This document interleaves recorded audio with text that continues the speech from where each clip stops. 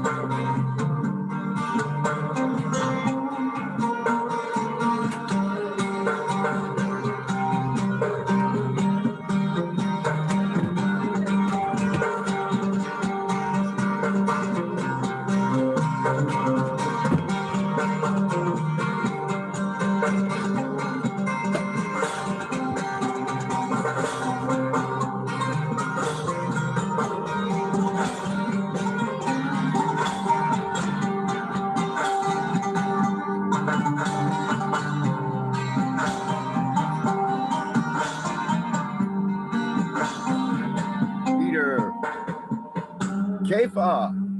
That's your name in Hebrew, Peter. Kefa. One more song. Shalom, you guys.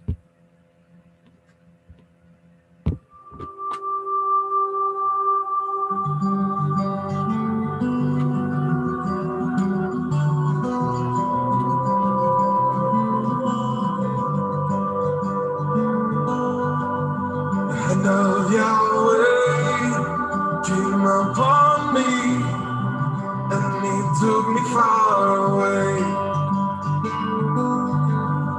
to a valley filled with many bones. They were very, very dry. He said, "You must prophesy, O Son of Man. You must speak to the wind." So I prophesied as He commanded me. This is what I did say.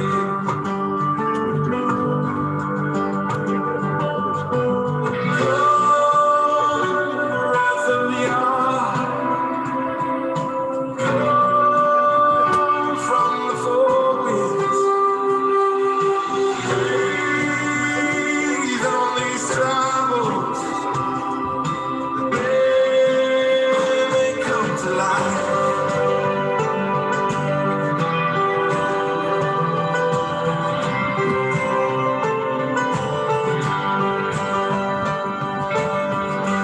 As I prophesied, they came to life, and they stood to their feet. A mighty army, too big to number, so exceedingly great. And He explained to me, what is the mystery? This is the house of Israel.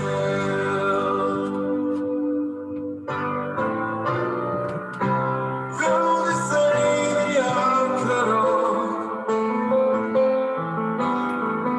and though they say they don't belong, though all their hope has been lost, and they've forgotten who they are, I will raise them from the dead,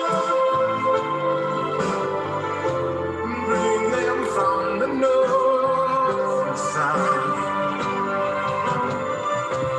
to the land of Israel, and they will know that I'm the one who's done it. They will know I am Yahweh.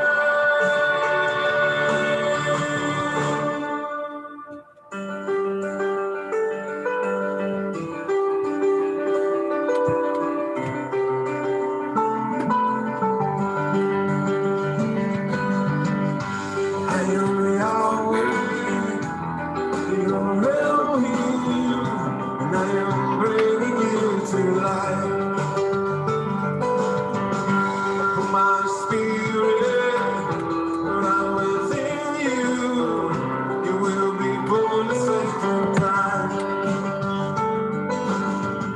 A new creation, born of my spirit. I will give you a new heart.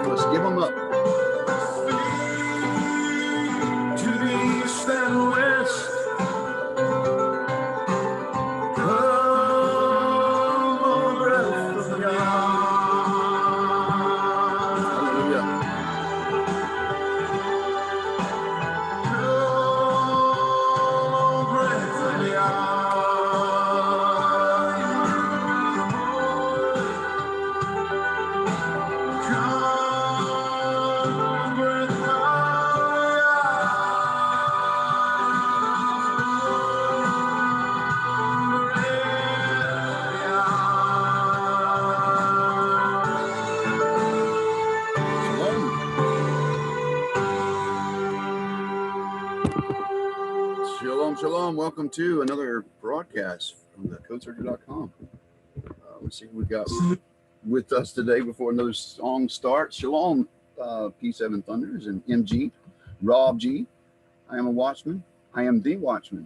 Doreen, Netanyahu, Victoria, Desperado, CC, Joshua, Beardface, Kefa, Peter.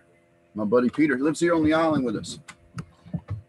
Good to see you, brother. Sherry and Valerie and Jonathan Hardy and Suzanne. Another one lives here. Shalom, you guys. Tara and Ben Schwegel. Welcome, you guys. If you haven't already, please give us a thumbs up and share. So I know the title says Plasma at Sinai, how Yahweh descended. That was my intention, was to talk about that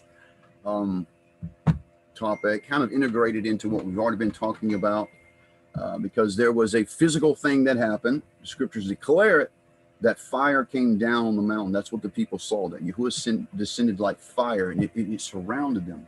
And all of the top of the mountain was blackened. And then when Aaron and the elders came up, and they saw Yahuwah, they saw him standing in a sea of sapphire. And from the bottom where the people were, the top of the mountain looked like sapphire. And even to this day, when the sun shines on it, it looks like a dark blue sapphire. And it's all there. The Bible proves itself, and the rocks are crying out, right? Hallelujah. So that was what I wanted to talk about, that, and kind of go over some of the things we talked about in the last broadcast with the Exodus.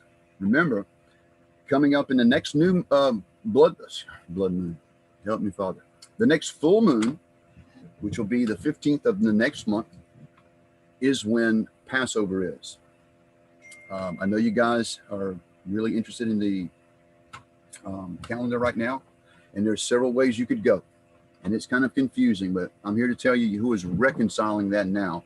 He's going to unify us under this in his feast, right? If we're to be unified in anything, it should be in his name, in his Shabbat, in his feast, in his Torah. And the reason why you've got some 63,000 Protestant denominations is they cannot agree. They disagree on 30,000 plus scriptures. Every single one of them, that's why they divided.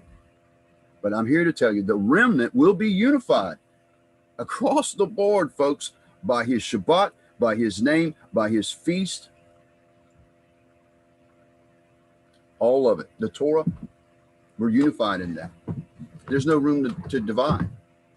I mean, you can believe what you want to believe, but he's going to unify us under those things. It's not going to be under Trump. Which reminds me, that's one of the subjects that I want to kind of segue to in just a moment, just briefly, because this is some of the topics that kind of get me worked up. When I post something on Facebook, and it, first of all, I do that for a reason, to provoke thought, but also to see who presents themselves, let's just say, because make no mistake about it, when I do that, it never fails. Somebody pops up with this ego and this offense, and they want to start throwing stones and telling Codesearcher, take the board out of your eye. You know the scriptures, right? It's calling me names, saying I'm arrogant and self-appointed prophet. I never once self-appointed myself as a prophet. And so I want to take you over to some of the comments that I got at Facebook this morning, just kind of address it, so you can get an idea. I mean, if you wonder why I appear to be a certain way, wrong page. Let's go to this one. On my live streams, because I get that sometimes. Jonathan, you seem like you had an attitude. Well, if I've been worked up, and I'll admit this, I'm human. People can get under my skin with certain topics, especially if I am passionate about it. Now, I posted something like this months ago, and this same thing happened on my Facebook, except this was an actual calf on the altar with Trump's head. It was all a golden calf of Trump. on the altar. And the same thing you see is depicted here. And this, by the way, is what they were doing at the base of Sinai.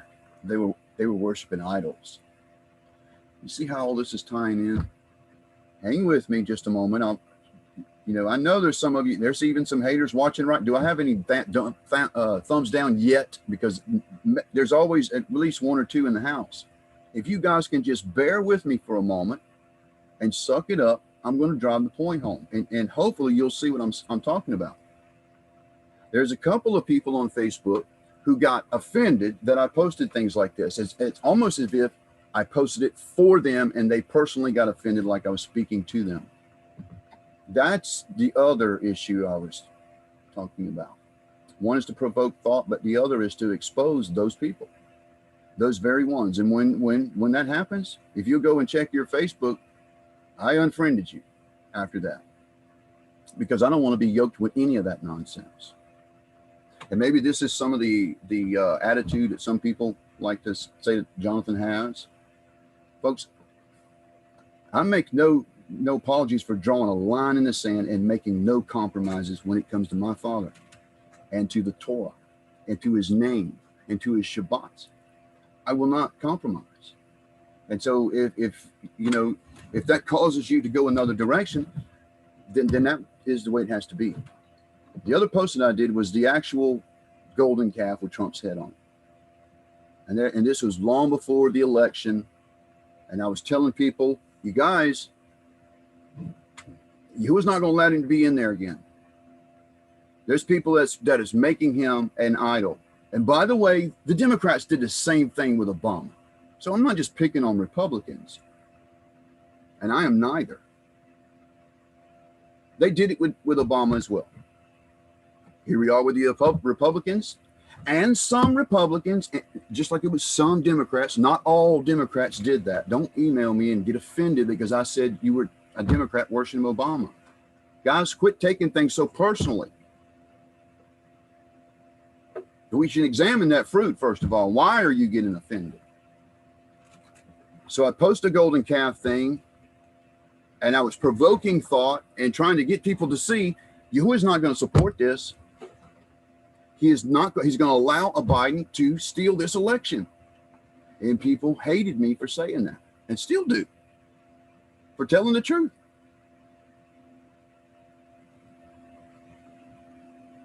So they got this statue at CPAC the day they put up.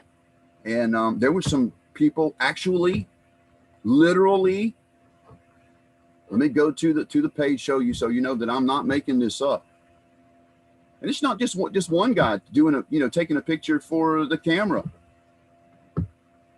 I mean, I've seen the same thing happen when Trump would speak at one place or another. There were people doing this motion that this guy's doing. They do it to a lot of celebrities. You can see it at wrestling matches when, John Cena comes in. There'll be a bunch of people on the front row going like that. It's symbolic to, we worship you. Hail the king. All hail the king. So this guy got down in front of the statue. Obviously, this is a Trump supporter. A passionate one. And so when I post things like this, and some of you Christians get offended because that's exactly who it is. It's Christian denominists, the same ones who follow those false prophets and say 7 times greater, Trump's going to save us. It's the same ones. So when I'm pointing out something that's obviously happening, provoking thought, and the ones that get offended come and start throwing stones at Jonathan, I want you to see the comments here.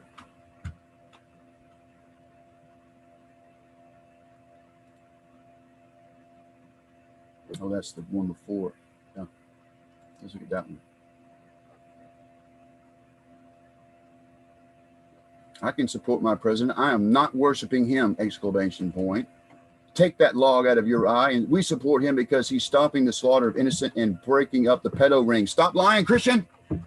First of all, I'm not a Christian. I am not a Christian. I do not call myself that because I don't support what they represent. There's a lot of hypocrites here. First of all, the history of Christianity is murdersome. I'm Netzarim. I follow Yeshua as he followed the Torah. Okay? So let's address this really quick, and then we're going to get into some codes and talk about Sinai. But this is what's happening, folks. This is why Yehua didn't lift one finger. Because these Christians who worship Trump, whether they say they do or not, their actions tell you they do.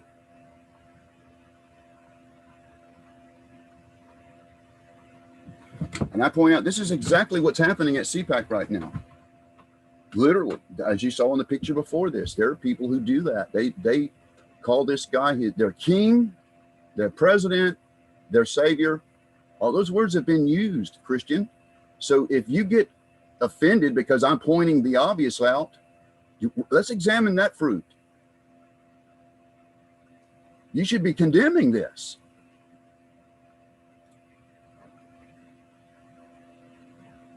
Having respect for a man on the platform that champions the idea of the same thing, freedom, constitutional, conservative, not killing babies, is not worship, dude. Get off your arrogant, self-appointed prophetic high horse. Let's go back to this other slaughtering the innocent and breaking up the pedo rings. These are very good banners to get behind. Who wouldn't want to support that, except for the left? Just because a person claims to be the champion of human trafficking, and that's the banner. I mean, Q, same thing. Human trafficking is the banner. People are going to support that. That's the psychology behind that, folks. Did you actually see any serious prosecution of these people? I mean, we saw a little bust here and there, but that always happened. Even under Obama, they were busting up pedo rings. Nothing, exponentially more larger under Trump, as they claim. It's the same thing. The numbers didn't change statistically. It's been the same years for year. And it's not little children, folks. 99% of the time, it's a runaway who got herself into prostitution to support herself, or a drugs habit, and people took advantage of that. That is the story most of the time. And so I get it. They're under the banner, champion for the innocents. I am. I'm a champion for, the abortion cause. Against it, by the way. But some people take it to the level to get support. That's what they'll put on their platform. They're for that. But did you see Trump do any real? I mean, who went to jail? Who was executed? I mean, Q told you all these people, thousands of people were going to jail through Guantanamo Bay and all that, even though we could show you clear and concise evidence that none of that was true. I mean, I know Marines and sailors at Guantanamo Bay. And they never saw any of this going on. So this is why I get passionate and a little worked up, guys, because of this kind of, you say, I got an attitude. Self-appointed prophetic, I never appointed myself. I've just pointed out the comparison I saw with Amos when Yehua called me to give a word. Because I said the same thing, Father, I'm not a prophet. I'm not trying to be out there being a prophet.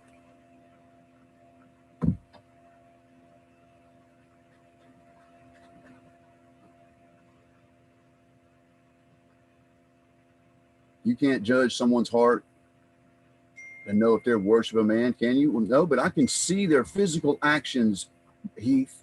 I can see their physical actions. And this is just one example. I could have cited 1,000 I've seen by now. It is happening. And the fact that you personally get offended concerns me, Heath.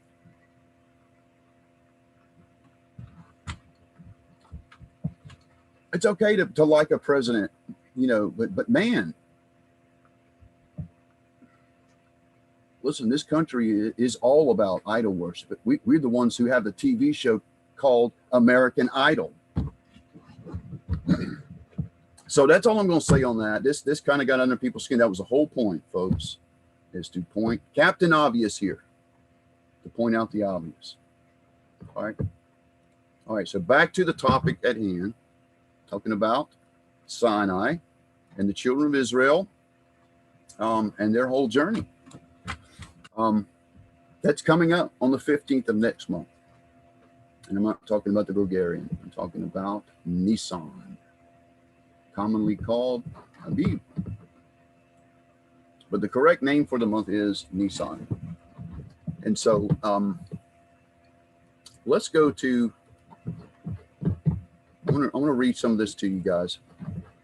This is scripture, New Testament, about the feasts and why they're important. It's about fulfillment. First of all, what Yahuwah did with the Hebrews in the wilderness, coming out of Egypt, and all that he did for them, always documenting this. It was so they would never forget. But in future time, all this was a foreshadow of the future time when Yeshua would come and fulfill those feasts. Right? He told us he didn't come to destroy, but to complete, to fulfill. The Father designated 7 divine appointments for Messiah to fulfill, to redeem his set-apart people. Their fulfillment spans from when the Messiah was sacrificed as a Passover lamb to his return for his set-apart people and the marriage to his bride. Since Messiah has not returned yet,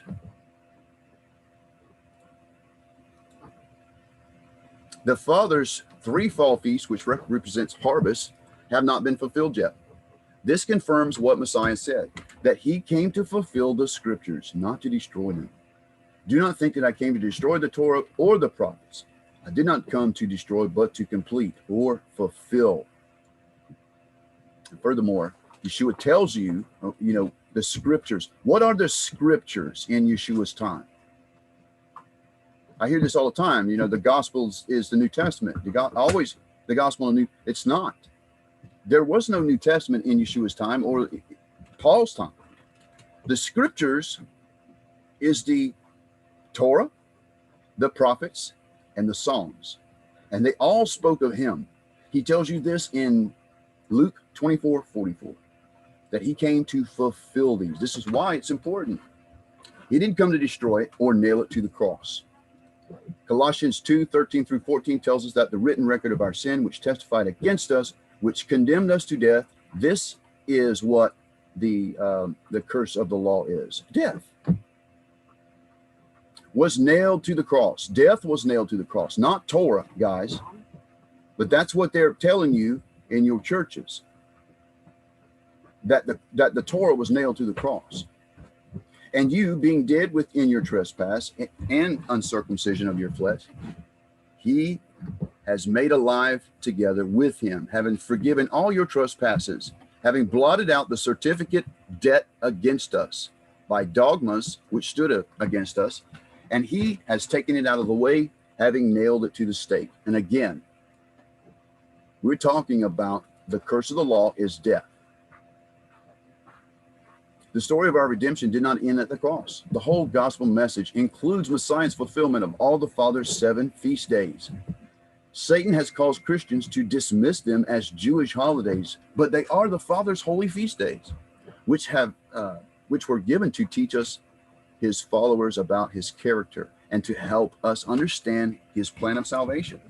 The word feast is translated from the Hebrew word moed, which means appointment. And here are the 3 spring holy feast day appointments that our Messiah fulfilled at his first advent. The Feast of Passover pointed to the Messiah as our Passover lamb whose blood was shed for our sins. And again, folks, this is why we shouldn't be doing the Passover like the Jews do with the little Jewish ceremony and setting out a seat for Elijah and all the things that they added. Because our Messiah has fulfilled it already, and thus said, every time we do this to remember him, right? It's about him. It's no longer about the first Exodus in the sense that Yahuwah is reminding us as Jews, quote Jews. That's what he was doing for, 1,500 years up into the Passover being fulfilled. But now another 2,000 years after the fact, the Jews have been doing it since. It was all about, to them, the first Exodus. But for us as believers, those that they call Christians, made it their own. Especially when you get down to this feast right here. And again, we talked about this the other night. Pentecost is a Greek word, and it comes from Christians. The feast is called Shavuot. But somewhere along the line, this changed and it became the Feast of Pentecost, which means 50. And as I showed you in the last broadcast, it is impossible for this to be true, that it's just a count of 50. At the end of the count of 50, they haven't even got to the mountain yet.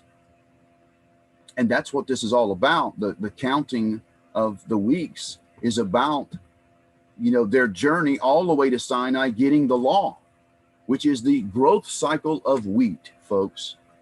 And it's locked in that growth cycle forever. We are to remember it with our wave offerings forever.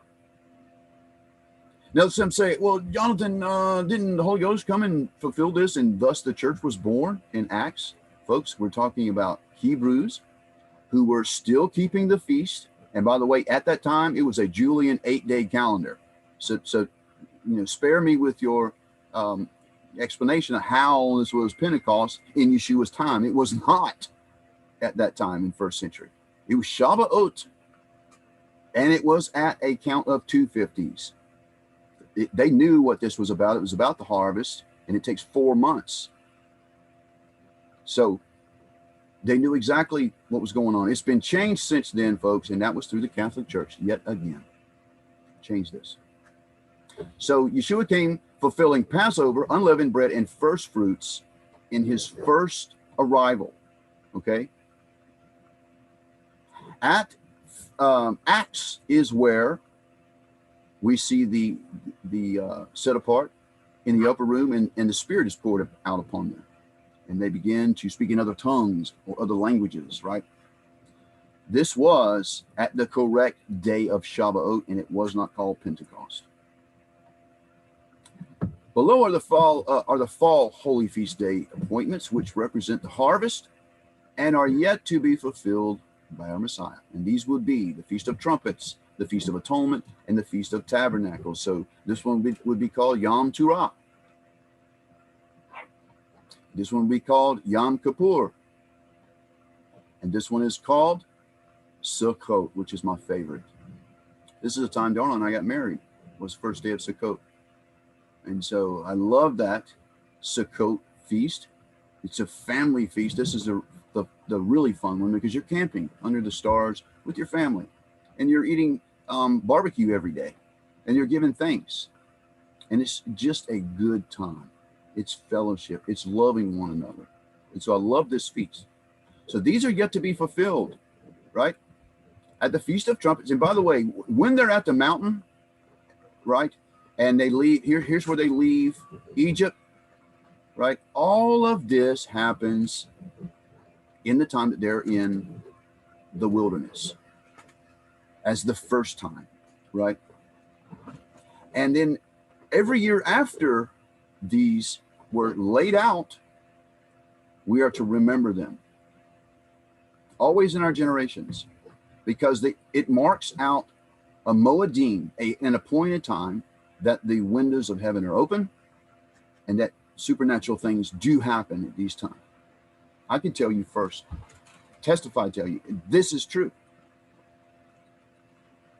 All of this is laid out at the mountain, and then we are to remember it always.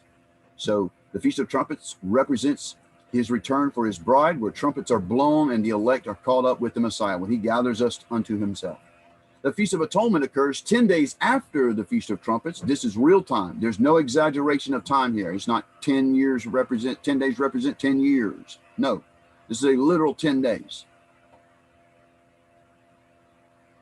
All right. So 10 days later is Atonement, which is Yom Kippur. When Messiah will make judgment is what it represents. It's what's yet to be fulfilled. The Feast of Sukkot or Tabernacles occurs 15 days after the Feast of Trumpets. So at 15 days after the Feast of Trumpets, we're tabernacling, and we celebrate the wedding feast. By the way, you'll have a specific moon going on all at this time, just like you do in these feasts. It's forever tied to the moon. The story of Messiah returning on the fall holy feast days, trumpets, has been hidden by the enemy so that believers are unprepared. Now, I kind of disagree with that. I think Yahweh hit it, really, this part of what this means, the Messiah returning on the, this was alluded to when Yeshua says no man knows the day or the hour, not even the angels in heaven. Yeshua was using what's called a Jewish idiom. He was implying something deep. And this particular day, Feast of Trumpets, just like all months, we're citing the first crescent of the moon, and then we declare Yom Teruah. That was every month. Yahuwah obscured it. Man also did some things. But this particular connection to the return of Yeshua, I believe, the Messiah hid that. I don't think the enemy really knew how this feast was going to be fulfilled, but we do now. We know that the, quote, rapture, if you want to call it that, or the catching away, will happen on the Feast of Trumpets. And we don't go to heaven for 7 years, folks. We go to the New Jerusalem, which has come down with him, by the way, and will be here as long as he's here, and he don't go anywhere. This is the day, Feast of Trumpets. And then 10 literal days after this, the judgment is concluded. And then 15 days after the Feast of Trumpets, we're tabernacling with him for 1,000 years. Apostle Paul said in 1 Thessalonians 5:2, for you yourselves know very well that the day of Yahuwah comes as a thief in the night. But then he said in 1 Thessalonians 5:4, but you, brothers, are not in darkness, so that this day should overtake you as a thief. Why? Because we understand the idioms, and we understand the calendar, and we understand the appointed day. So it's not going to come as a thief or catch us off guard, in other words. A lot of Christians are going to be in this category because they don't know. But you, brothers, are not in darkness, so that this day should overtake you as a thief. I just told you when it was going to be. It's not going to overtake you. You're going to be very aware of this when it happens. You'll know the exact day of Feast of Trumpets because you're keeping his calendar. And when you hear them shofars like they did at Sinai, because that's where it happened first, folks, you'll know exactly what it is. It's the coming of Yeshua. He's got a sword, and he's going to tread the winepress of his wrath, folks.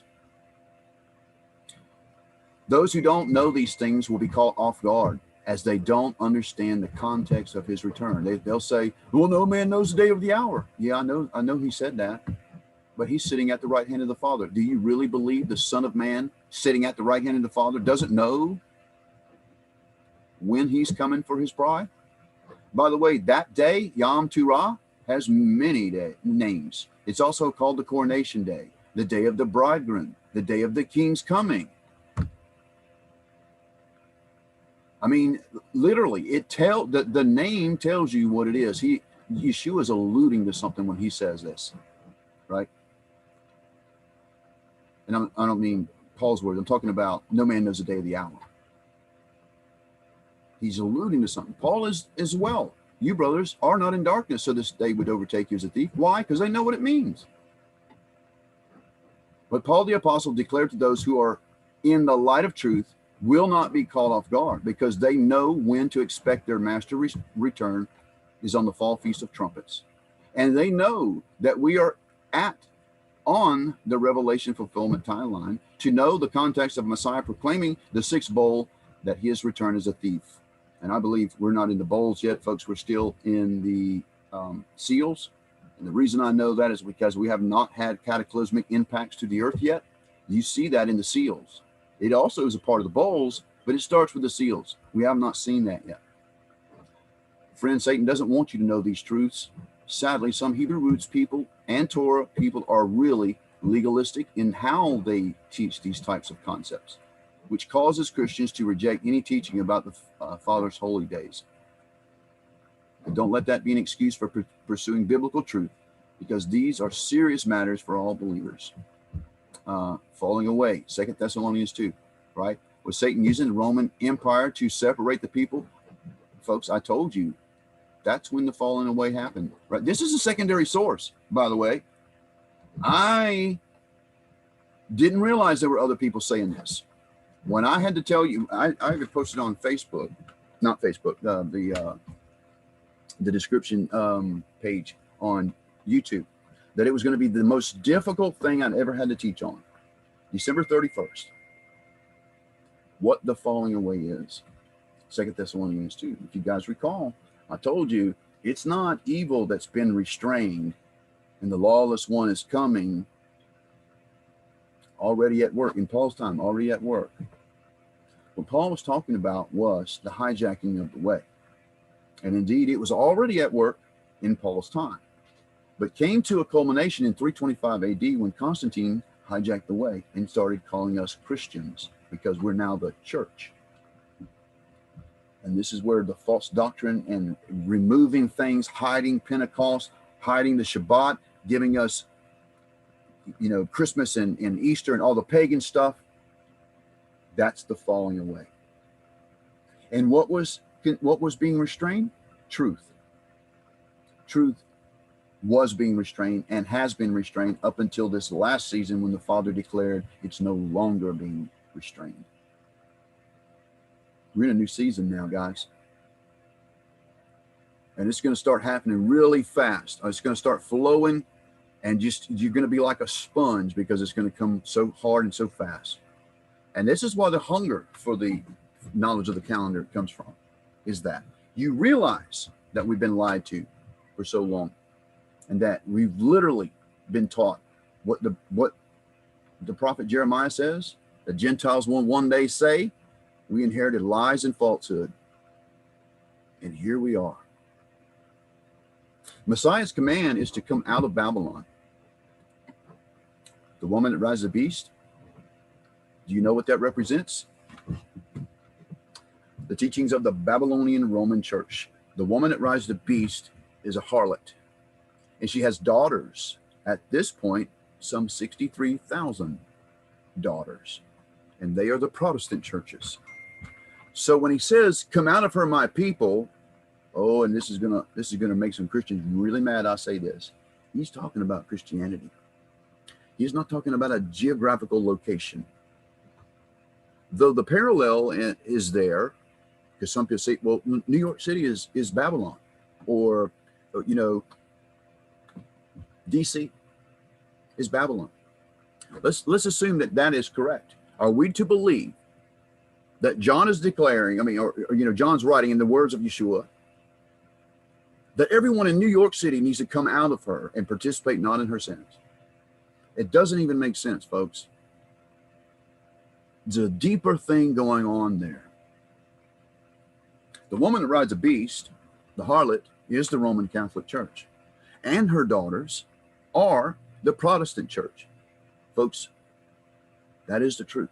And the codes confirm this overwhelmingly. Mystery Babylon is the church of confusion. And when he says, come out of her, my people, and participate not in her sins, that means you have an option.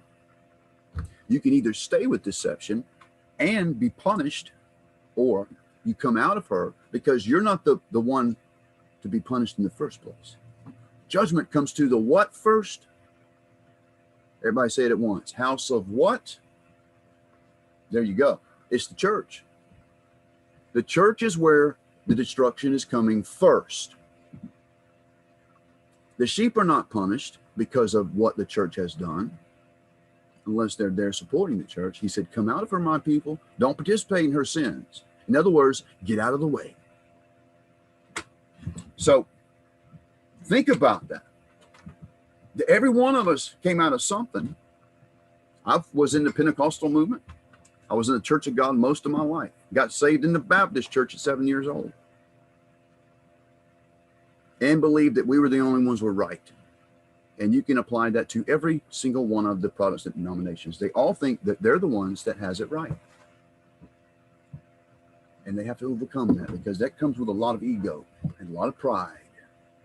And it will be the downfall of many people. Broad is the way of destruction. narrows the way. Few can find it, right? And I heard another voice from heaven saying, come out of her, my people, lest you share in her sins, unless you receive of her plagues. Revelation 18:4. Now, this can both happen in a geographical location and to a people. It has. A lot of Kenneth Copeland's people got COVID-19, folks, but you're not going to hear about that. A lot of Bible people, Christians, got COVID-19 and passed away, and you're not going to hear about it. Matter of fact, the overwhelming majority of the New Yorkers that died under Cuomo were Jews. Michael Drosden, who wrote the Bible Codes book, died of COVID-19 in New York City. Most of the casualties of COVID-19 in New York were Jews. So this not just Christians, okay? He says the Jews are his people. Come out of her, my what? Come out of the Babylonian. That's exactly where the Talmud came from, folks. That's why they call it the Babylonian Talmud. The Jews also have to come out of her, lest they share in the sins and then receive the plagues. That's going to upset some. I know I'm already foreseeing the emails, but I'm telling you the truth.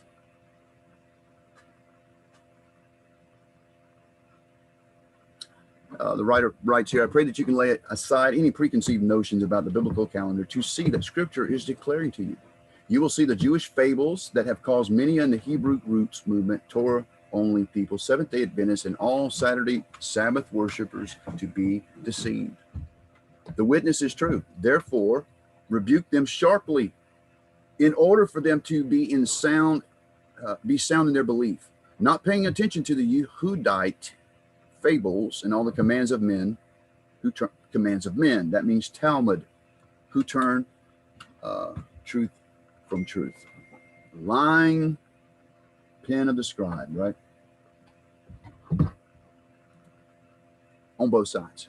There's been deception on both sides. Hey guys, I didn't realize I have a couple of students with me today. Shalom, Darla, and who else? Anthony. Hey, you guys. I have another Darla in my life, by the way. This is not my wife, Darla. This is another Darla. I don't know if you guys can see. There we are.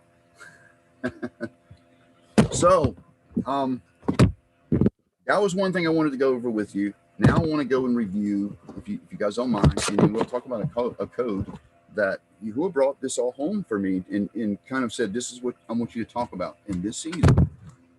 And I can see the connection and why that is. Even the little, rant I did about the idol worship in the beginning of this. I saw all of that for a reason. Yehua had me see that for a reason. He had the interaction with those couple of Christians who got offended for a reason. And the thing is, you guys, he is the same yesterday, today, and forever. He doesn't change. And we can't make him into our denominational belief, as hard as though many of us had tried. The fact is, the Baptists aren't right completely. The Pentecostals aren't completely correct. They all have a little bit of truth and a whole lot of deception. Just enough truth to get into heaven, by the way. You know that? Just enough truth to get saved. And the rest is man-made tradition, doctrine, dogma, and lies. It's sad. It's very sad. And I feel it, I feel the burden of that on me. Because once he shows you the truth, the first thing you want to do is go share that with someone. Especially those that are comrades, come from the same place you did, right? Cross over, there you go. That's what Hebrew means, to cross over. Cross over from what? It's laid out in the very story we've been talking about, right? Further on, when they make it into the land, when they cross over Jordan. It's all laid out. How to get your chat so I can see, because I'm going to be doing share screen again. I can't see the YouTube chat over here when I do that. All right, so let's review a little bit, and we will go into the code I want to show you. So, like I said, in just about 2 weeks, in a couple of weeks, you're going to have Passover. Excuse me, in a couple of weeks, there's going to be Abib, and then 2 weeks later, so about a month from now, we're going to have Passover. 2 weeks from now, we're going to have Abib. We're going to declare the new year and how we do that and why that's important, because it's dealing with a count. We cannot know the day of Passover unless we know the day of the month, the first day of the month, right? How can you count 14 days later if you don't know what day one is on Yahuwah's calendar, not on the Bulgarian calendar? It's going to be wrong. Right? Well, in the scriptures, it's all documented. I mean, Moses says, and I think it's in the 30-something chapter of Deuteronomy, where it's recalled again that Moses tells them to recall all the places and write it down everywhere we went. And so you can literally track everywhere they went because they recorded it. Okay? So this is not speculation. Well, actually, some of it is. What I'm showing you here, speculation on which route they actually got to. The real Sinai, not the fake one over here, declared by the Catholic Church. The real one. Now, there is one version where they went around the horn of what's called the Sinai of Egypt and crossed over at the Straits. The problem is, even though some of the places line up, so they did camp at a place called Sukkot. But I think the rest of these down here is speculation, honestly. In my opinion, they went to Sukkot, but then crossed through treacherous. This is where the land closes in on them, right? To get to Nuweiba and then cross over there, getting to Elim just a few days later. It took them a month. It took them exactly 1 month when they left Goshen to get to Elim, and we can establish beyond a shadow of a doubt the real Elim. It's been known for 3,500 years. Josephus wrote about it in his time, which was the time of Yeshua, before, during, and after Yeshua. Where Elim was, it had been visited, many times by Bedouin. I mean, it was very well known. It was like the I-95 of Arabia, right? This particular passage. Everybody knew about it. Furthermore, the father-in-law of Moses lived down in this area down here in Arabia. And when Moses fled, the 40 years that he had to flee before he came back and led him out of Egypt, he fled for a murder. Remember that? Well, he went to Jethro. This is why he has a wife, Zipporah. And how he had 2 sons, right? Anybody know the sons? There's 2 sons. This is where it was. So Moses knew the area very well. This wasn't his first rodeo when they had the Exodus. He knew the area very well. He may not have known the route that Yahuwah took them because it was unconventional, and they were going to be at a place where they were going to be boxed in, and the ocean or the sea was right there. So this particular time and taking this cut across, I believe, Moses thought it was a bad idea. And then they get there and there's no way out except for Yahuwah only can deliver them. No one else. Moses couldn't even do it. All he could do is be obedient, but it was Yahuwah who did it. And the sea parted. The archaeology supports it. This is where they found the chariots and all that stuff under the sea right there. But then they go into the canyons here, which leads them up to Elim. Before they get to Elim, they come to Marah, which is a place of bitter water. And by the way, there's going to be a lot of those in these areas. And I can tell you that because I know from experience living in Utah that when there's, snow, and it's not usually rainfall that causes the moisture in these areas, like especially in the desert areas, it's snow in the high regions. And when it melts, like we saw in the the Arabia of Sinai picture with the little stream running in. You know where that water come from? It didn't come from rain. I mean, it could. More than likely, it's going to come from runoff from somewhere.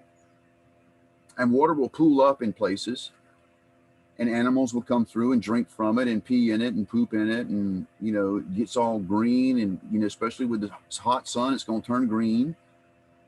There's lots of those all over, because I can find them in Utah. Same kind of terrain. It even looks the same. So I'm familiar with seeing these little, you always see mosquitoes kind of hanging off the top of them, just kind of buzzing around. Just looks kind of gross, green and slimy. Well, that's what they came to. When they come out of there, and they'd already gone through all of their supplies. Remember, they've been on the run for a month, and they took some things with them. Provisions. They had animals they had to water, things like that. They run out of it. And so they started complaining, and they come to this place of bitter water. And Moses has to throw a log in there, and the water's clean. This is Yahweh doing a miracle for them, right? I'm reviewing everyone if you're just joining us. But then they come to Elim. And like I said the other night, all the archaeology supports it. But however, if you go to the Elim over here in the Egyptian Sinai, you can't find anything like this. There's no evidence that a million people come through there in ancient times, like you can in the real one. So let's go down to Elim. For those that are just joining us, again, we're reviewing before we go into what I got for you today. This is the place of where Elim is, in this canyon here, coming up. It is known as the place of 70 palms, right here. It also has 12 wells here. The same thing that's mentioned in the story of the Exodus in chapter 16. It talks about coming to this place specifically. And here it is. It's there. Can't find it over in Egypt, but you can go right to it. And all the locals who've been coming through here for thousands of years all know what it's called. It's called this right here, which is, in Arabic, it's the place of 70 palms. What does it say in that code?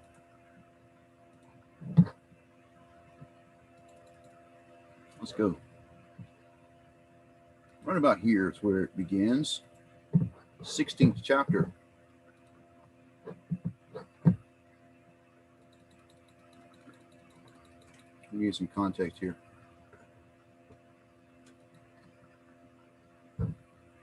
Back up one more. And when they came to Marah, they could not drink of the waters of Marah, for they were bitter. Therefore the name was called Marah in Hebrew, means bitterness.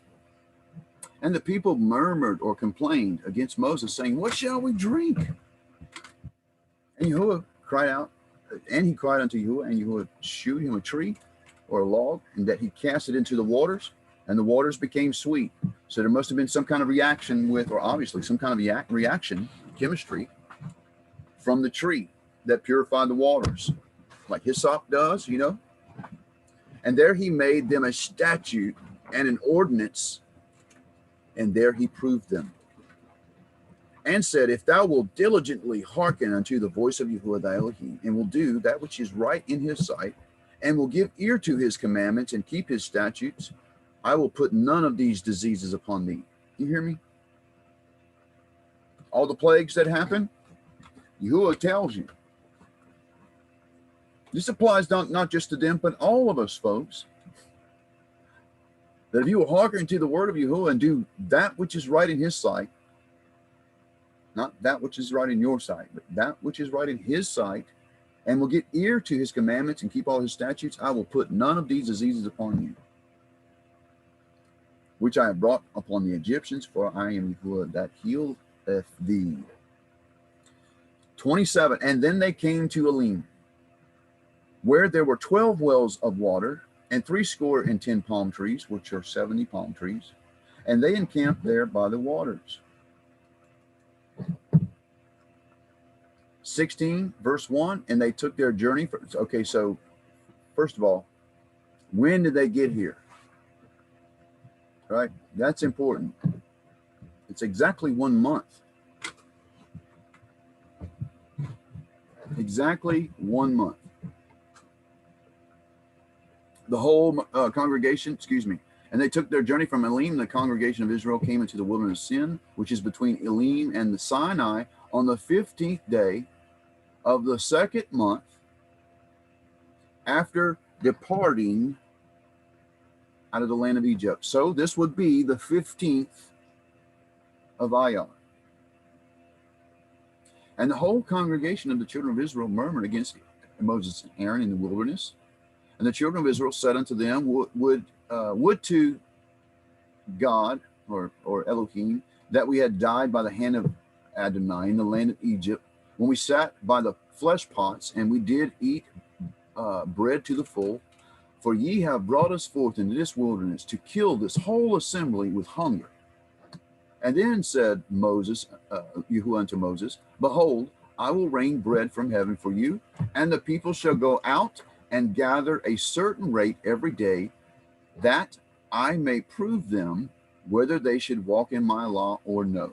He's about to lay out something for them in taking care of them for the next 3 months. It's all documented. He lays out a pattern. That is the calendar, folks, and it's the lunar solar calendar. Because we know the exact day they got here. And then Yahuwah establishes this concept. And that includes the new moons as well, guys. All of that is part of the calendar. And it shall come to pass that on the 6th day that I shall prepare that which they bring in, and it shall be as twice as much as they gather daily.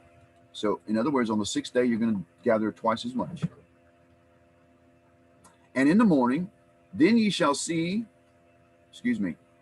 almost skipped that verse. And Moses and Aaron said unto the children of Israel, at evening, when ye shall know that Yahuwah had brought you out of the land of Egypt, and in morning ye shall see the glory of Yahuwah, for that he heareth your murmurings against him, and that what we are we that ye murmur against us. It's like a tongue twister for me today.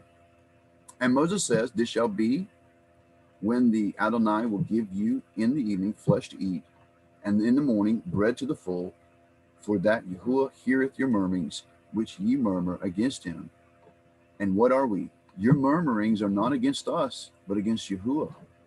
And then Moses spake unto Aaron, saying unto the congregation of the children of Israel, come near before Yahuwah, for he hath heard your complaining.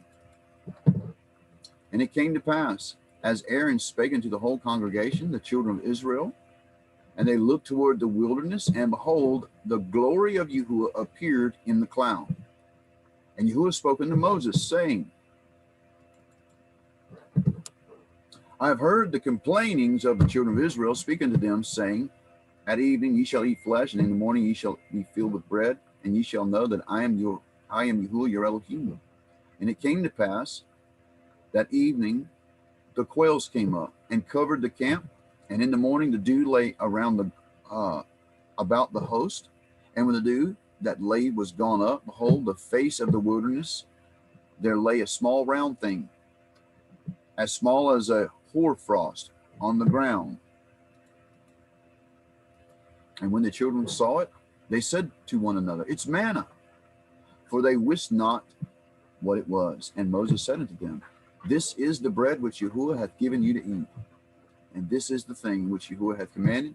Gather of it every man according to his eating, an omer for every man, according to the number of your persons, and take ye every man for them which are in his tents. And the children of Israel did so, and they gathered, some more and some less. And when they did met it with an omer, and he had gathered much and had nothing over, and he had gathered little, had no lack, and they gathered every man according to his eating. And Moses said, let no man leave of it until the morning. Notwithstanding, they hearkened not unto Moses, but some of them left it until morning, and it bred worms, and it stank. And Moses was wroth with them. And they gathered it every morning, every man according to his eating, and when the sun waxed hot, it melted. And it came to pass that on the 6th day, so look, so he tells them, they get there on the 15th, right? Which, by the way, what is the 15th?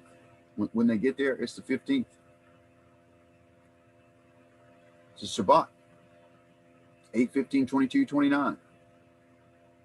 So Yahuwah gives them this ordinance and this new pattern he's laying out, because remember, they're coming out of Egypt. He is now teaching them his way, and they have to let go of their old way, which they have a problem doing. This is what gets them in trouble. I mean, no sooner than Moses goes up to get the law, they're already building a calf and idol worship down in the bottom. Right? So they have this problem. They can't get it right. And it came to pass that on the 6th day, they gathered twice as much bread, 2 omers for one man, and all the rulers of the congregation came and told Moses. Now, if they gathered for 6 days and gathered twice as much on the 6th day, the next day, which is a 7th day of the week, is a Sabbath. But we know it can't be the 7th day of the month, because it's just now was 15th of the month, right? So they work for 6 days, gather on the 6th twice as much, and rest on the 7th day. But this particular day is not the 7th day. It's what? If the last Shabbat was 15 and they worked 6 days, rest on a Shabbat, what's the next day? It's the 22nd. And if they do it again, what's the next Shabbat going to be? The 29th. Right? That's what happened, folks. And they do this for 3 months. You cannot get this pattern on a Gregorian calendar. You can't get it on a lunar, a lone calendar, and you can't get it on the Julian calendar. You can't get it on Enoch's calendar. You can't get it on the Zadok calendar. The only calendar where you can do this pattern and not skip a beat, and all the days will line up every year forever, is the Sony lunar calendar. And he said unto them, this is what Yahuwah has said. Tomorrow is the rest of the holy Sabbath, right? Because they've gathered for 6 days. Now this is a holy Sabbath unto Yahuwah. Bread that which ye will bake today, and see that ye will seeth that which remaineth overlap for you, and be kept until morning. For they had laid it up until morning, and Moses bathed, and did not stink, neither was there any worms therein, because, this is part of Yahuwah's plan.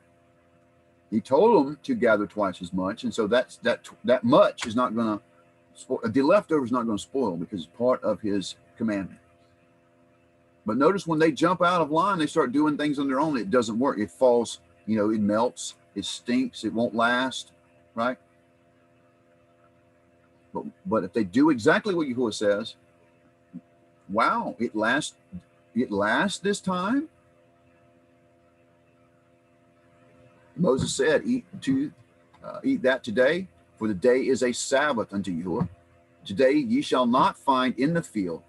6 days ye shall gather, but on the 7th day, which is a Sabbath, there shall be none. And it came to pass that they went out, some of the people, on the 7th day to gather, and they found none, right? They're still learning. They're like, maybe Moses didn't know what he was talking about. Let's go check anyway. Oh, Moses was right. And Yahuwah said unto Moses, how long refuse ye to keep my commandments and my laws? See, for that Yahuwah hath given you the Sabbath, therefore he giveth you on the 6th day bread for 2 days. Abide ye every man in this place, and let no man go out of his place on the 7th day. It's like Yahuwah saying, why is there people going out there looking for bread on the 7th day? And I told them this is the Sabbath. He's like, didn't you collect twice as much on the 6th day? Why are you going out there doing it? You're not keeping my commandments. When you start doing it your way, it no longer is his way. Does that make sense? Let no man go out of his place on the 7th day. You should have a Sabbath. You should be resting. So the people rested on the 7th day. And the house of Israel called the name thereof manna. And it was like coriander seed, white, and the taste of it was like wafers made with honey. And Moses said, this is the thing which Yahuwah commands. Fill it with an omer and keep it for your generations, that they may see the bread where I have fed you in the wilderness when you brought forth from the land. So there is an omer of manna. You know where that is today? And it's still there. And the rod of Aaron, which buds, is still there. Any guesses of where that is and where it's going to be found? Because it's going to be still edible. It's in the Ark of the Covenant, guys. This is going to be the evidence that the Ark of the Covenant is true. It's going to have manna in it. It's going to have Aaron's rod that still has buds on it. What? 3,500 years later, a dead stick is going to have a live bud on it? That's the miracle. Also, the law will be in there as well. And by the way, it's not lost. I've seen on record Chaim Reichman from the Temple Institute say in a lecture, nobody ever said it was lost. You Christians said it was lost. We know exactly where it is. He says that. That lines up with Ron Wyatt's account that he told the rabbis and showed it to them, and they have it. It lines up. And it will be presented. I believe when they build the third temple, they're going to bring this thing out. Right? So it all lines up. Chaim Reichman says it's not lost, which tells me that one day people are going to see it. We're going to see it very soon. Okay? It's not legend. It's not, what's the movie? Indiana Jones and the Lost Ark of the Covenant. Guys, that's not where this concept came from. It's the other way around. Because I've had people saying, you believe in movie stuff? Ark of the Covenant? Really? Oh my gosh. Okay, so Indiana Jones, that didn't come from Indiana Jones. It came from the Bible. Just like people say to me, you believe in myths and legends. Don't you know that the flood of Noah was told in Gilgamesh? Yeah, I do know that. Because those people were Semites. They were from Shem, which was a son of Noah. Therefore, that's where they got the story from. We get the story directly from Noah, but the Shemites in the Mesopotamia area who wrote a story and called him Gilgamesh, they were connected because they're part of those people, folks. This was Shemites, Semitic people. They were telling the story. But Noah, the Bible didn't come from that story. It's the other way around. Don't get it wrong and lose your salvation because you've thrown all of belief out of because you can't line things up. You can't reconcile it. Folks, first of all, we've been told a lot of lies. You got to weed through that first and look at the empirical data and the things that we know that are factual, that can be proven, that can be seen. Well, John, we're supposed to be living by faith. Yeah, to a certain point, we do live by faith. But you don't walk around in a minefield just because you believe you're not going to step on a mine, with your eyes closed. You use some wisdom, right? I got faith. Also got common sense. And if I can see that, the scripture tells us that the sun was blocked out for 3 hours when Yeshua was on the cross. Well, golly, what did that? Because I happen to know that an eclipse is only like 7 minutes. No one ever questions this. I can't be the only one. But we're taught this. I've seen someone the other day messaging me because they're having a hard time reconciling the 3 days, 3 nights of Yeshua in the grave. Again, a Catholic erroneous teaching because they have to reconcile the week, right? Friday is their holy day, right? Good Friday, and he was in the grave and come out of there Sunday, sun worship, right? It doesn't line up that way in reality. What really happened, Yeshua was on the cross on a Wednesday on the Gregorian calendar. Again, and that time, it was the lunar solar calendar. So just because the Catholics told you that he died on a Friday and he would come out of the grave on a Sunday, and it don't make any sense, this is why a lot of Catholics, or even people with common sense go, it's all a story. It's all made up. And when the Catholic Church, through Constantine's mother, tells us that Sinai is in the Sinai of Egypt, and no archaeology supports it, And now it's become a historical, I mean, that's historical. You got PhDs like Dr. Heiser that cite the Catholic account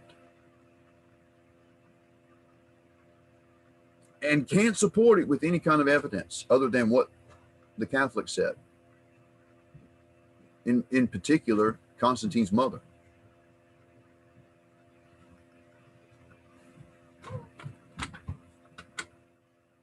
The archaeology has to support the account.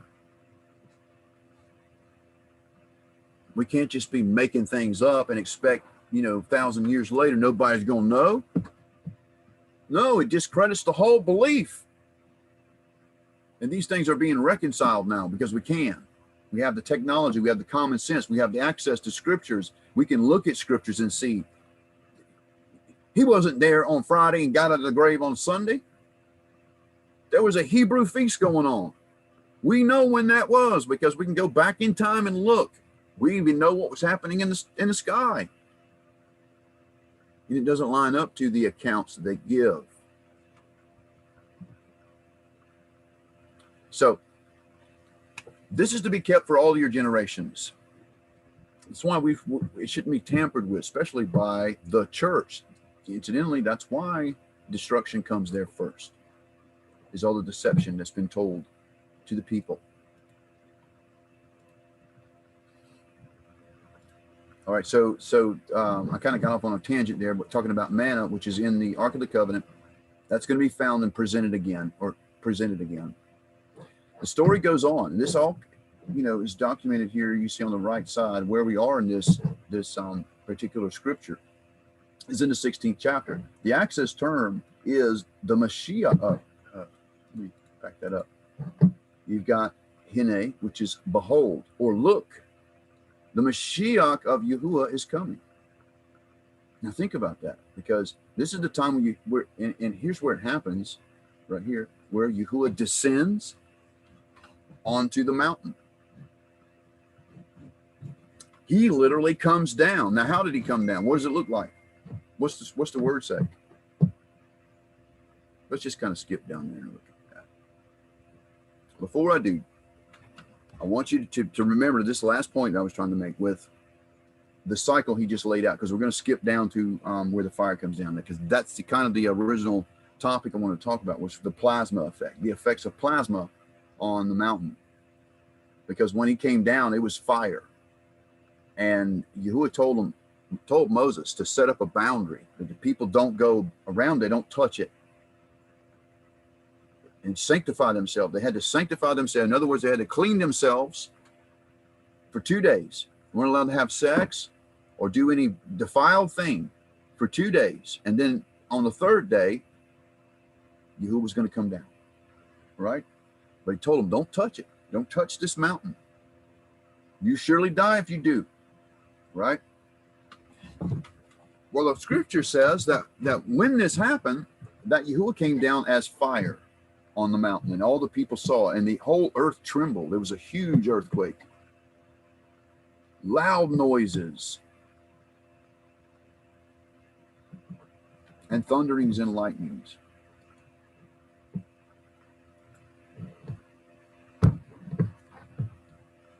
So, did you guys know that Moses went up on the mountain 8 times? A total of 8 times. And I hate doing this. We're going to be kind of jumping the gun here. Talking about fire, and I'm completely missing Rephidim. We'll circle back. What's that lady that said? We'll circle back. All right. So we're fast forwarding. Remember this. I know we're getting the chronological order out of it, but I wanted you to see what happens when he comes down and why it's at the end of this.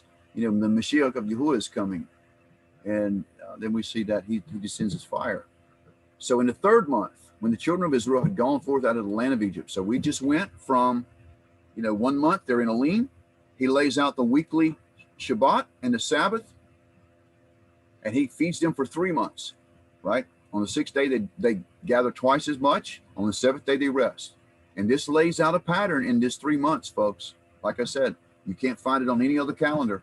It won't happen like this. Every one of the Shabbats was 8, 15, 22, 29. All of them. So that alone proves, if you need scriptures to prove to you the calendar of the Hebrews being a lunisolar, that's it right there. That's where he laid out the plan. Now, I noticed someone say, well, Jonathan, he didn't create the moon on the 4th day. Folks, stop getting hung up on little things like that. What does that have to do with anything going on at Sinai? It's irrelevant to that point because it wasn't given to them until Sinai. So the fact that people throw out obscure, objections, just, well, the moon wasn't, it has no bearing on what Yahuwah is doing here. And that's where people get bogged down on little details like that. They can't rationalize, well, the moon wasn't given until the 4th day. Well, the law wasn't given until they left Egypt. And that's when it's laid out for the people. All right. For they brought it from Rephidim and went to the desert of Sinai, where it pitched in the wilderness, and Israel camped before the mount. All right, let's look at that and see what it looks like on Google Earth.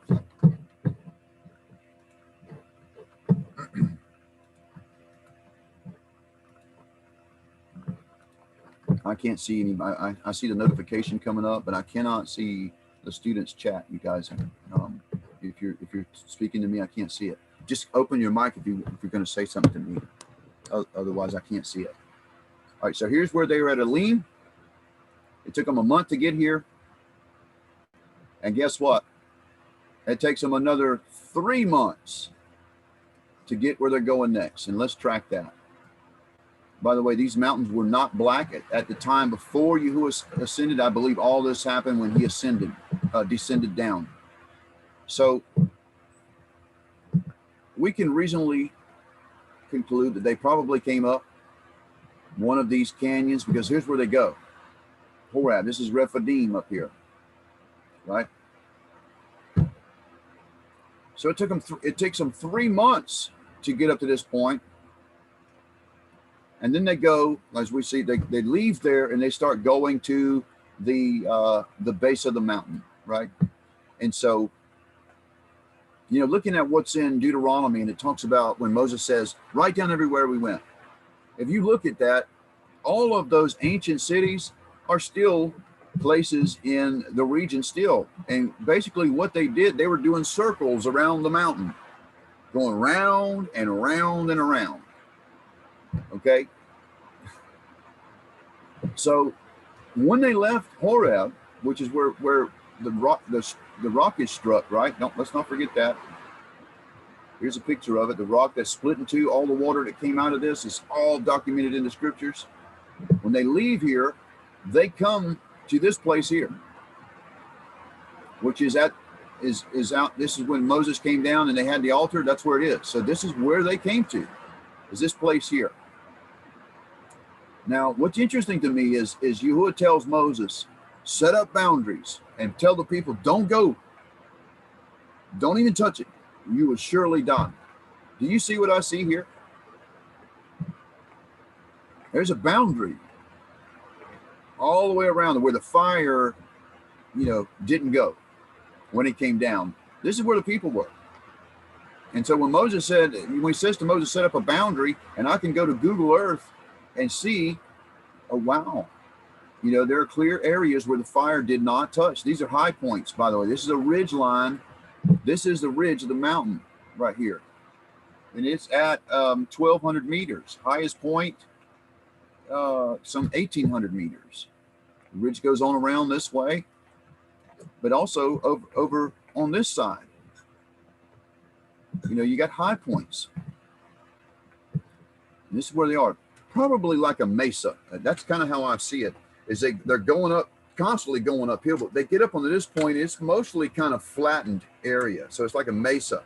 And then Moses goes up another 500 feet with the 70, and it's another place, right? So another place that is like a mesa or flat area. Now, we don't know exactly where Moses went up on the mountain. We can't show that, but we do know where his altar is still today. It's still there.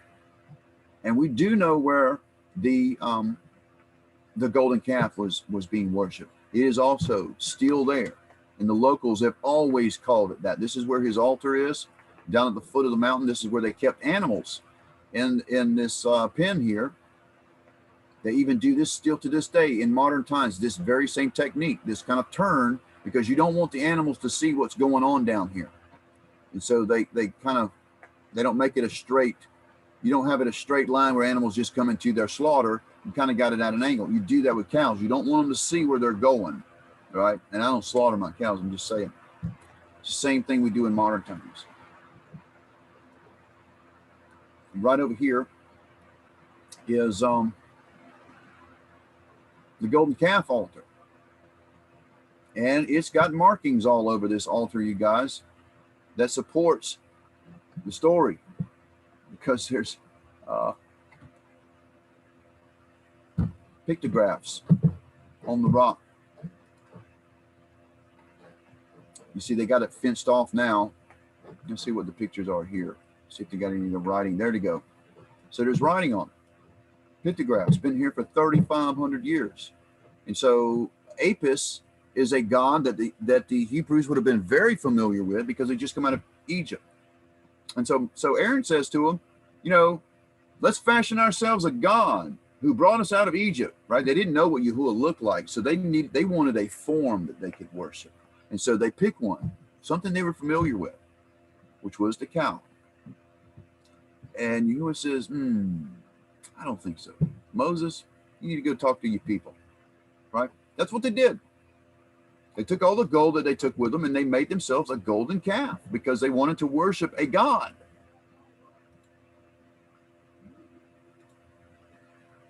And all of the petroglyphs support the story. And furthermore, when Yahuwah told the people that everywhere your foot steps, I'm going to give you that land, everywhere your foot steps. And so what can they find? All the way around the rim of Saudi Arabia in the rocks are these footprints that have been traced out. Millions of them. Not just like one or two, millions of them. They're everywhere. It's kind of hard not to find them, right? Could this be because of what Yahuwah said? Everywhere your foot hits, I'm going to give to you. All right? That's probably the incentive of why they did that. See, it's out kind of flat up here. It's not inclined. For the most of the journey from the Elim all the way up to the mountain is just like this, straight up. But they get up to this plateau and it's more flat up here, right? So this is where they are when Moses goes up on the mountain, down in this area. And as you can see, there's people who live here, Bedouin, people whose family lineage has been for thousands of years. You know, just an example of people don't move. Yitzhak Kaduri. You guys know Yitzhak Kaduri, the one who had a dream about Yeshua? Yitzhak Kaduri lived in Iraq. He was an Iraqi Jew. You know how long his family had been there? And when they went there from Israel? At the time of Nebuchadnezzar. That's when they went to exile. His family never left. And still to this day, there's 600,000 Jews that live in Iraq who never left and went back home. They stayed in one place. Same thing up here. Typically, these kinds of people, these Bedouin people, can trace their lineage back thousands of years. And they didn't migrate from somewhere other than Saudi Arabia. They've always been there. They've always used these routes. Same camels. The same camels that they had 1,000 years ago, what they have today are descendants of those camels. That's amazing to me. So things don't change, especially when they know the significance of it. The local people here know that this is the mountain of Moses, and they know this was the altar because they've always known. So that's amazing to me. The archaeology supports it. So does the local knowledge and the biblical accounts all match up. Even the description, talking about when Yahweh came down like fire and the mountain was black. Well, by golly, we can see exactly what the Bible says. The mountain turned black. Now they say, I can't confirm this because I've never been there, but they say when you're down at the bottom of the mountain, looking up, and the sun is shining on it, that it looks like sapphire. Let me secure my hatch here, guys. We just got a storm come up on us. Hang tight this moment. Can you still hear me? We still got good sound. Yeah, let me see what you got. Yes. All right. So let's go back to the code and where that code is and read that scripture.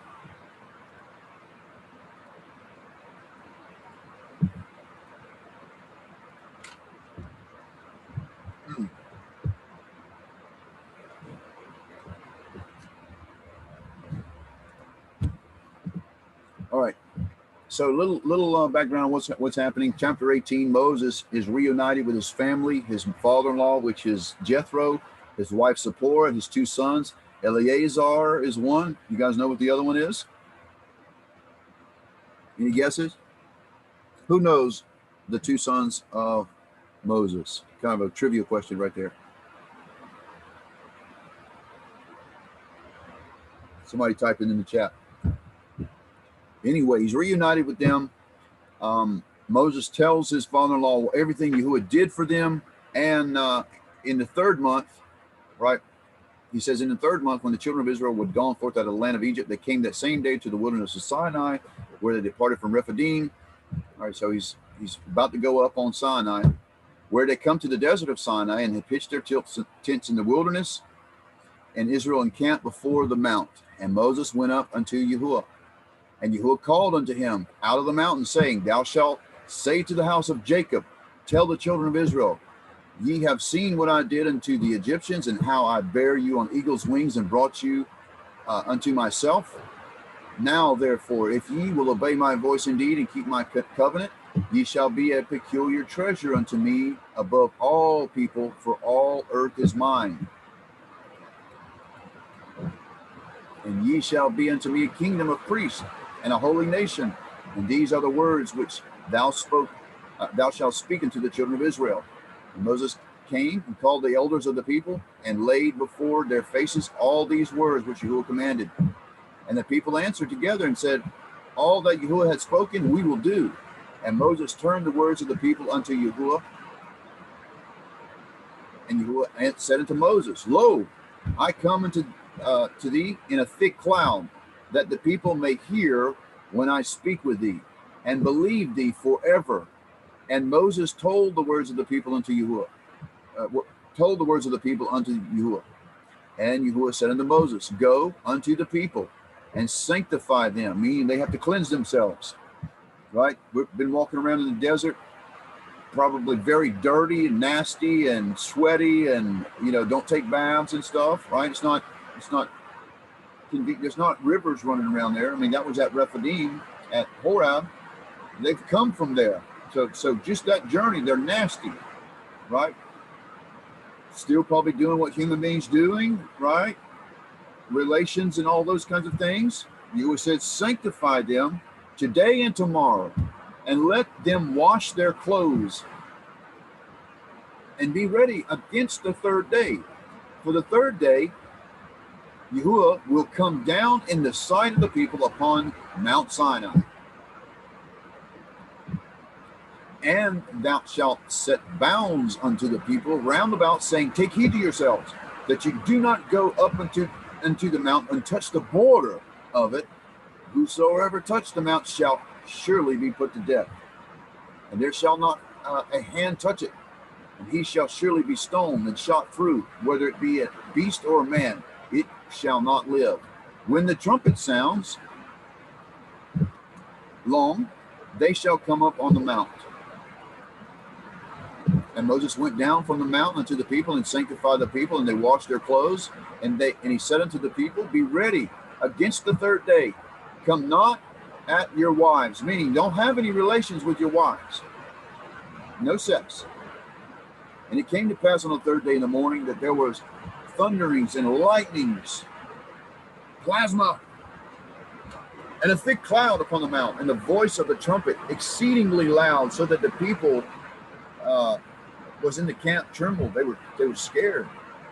Right? Imagine that. There's fire all around them, because all of the peaks, all of the ridge line was on fire. There's plasma coming down like bolts of lightning. And I don't think just regular lightning. I'm talking about galactic lightning. Like Planet X was somewhere, the throne of El, by the way, and there's a reaction going on to the earth.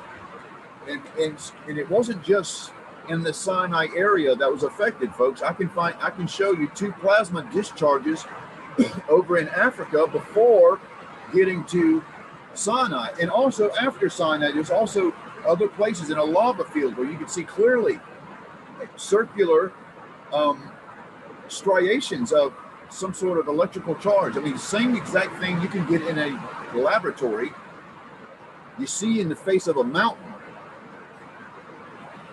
Okay, so that's why I wanted to talk about plasma. This is immense power. It must have been terrifying, being standing in the middle of that and lightning plasma all around you going off, and the whole earth shaking. Moses brought forth the people out of the camp to meet with Elohim, and they stood at neither part of the mount. And Mount Sinai was altogether on smoke, because of Yahweh descended upon it in fire, and the smoke thereof ascended as a smoke of a furnace, and the whole mount quaked greatly. And when the voice of the trumpet sounded long and waxed louder and louder, Moses spake, and Yahweh answered him by a voice. And Yahweh came down upon Sinai on the top of the mountain, and Yahweh called Moses up to the top, and Moses went up. Now think about this. We're talking about behold, the Mashiach of Yahuwah is coming. And then we have Yahuwah descending in the same place, right? So there's a meeting going on here.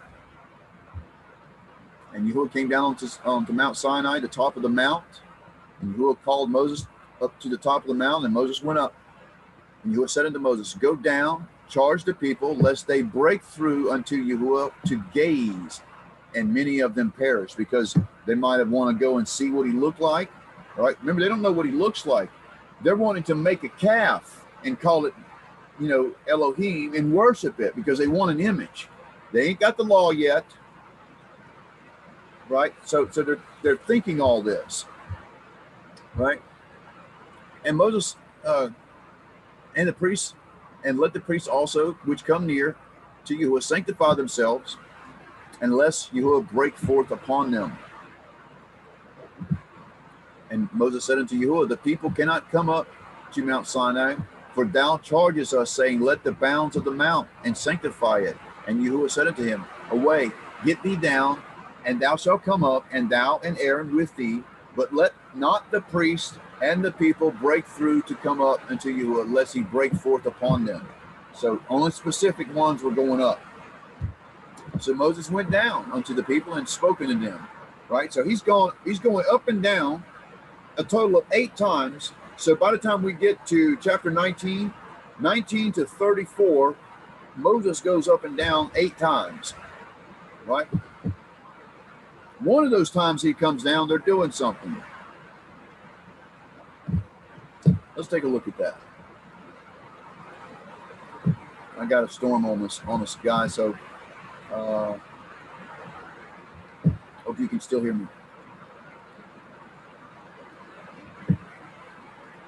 This is an interesting article I found about the ascensions of Moses. How many times did he ascend? It was 8 times.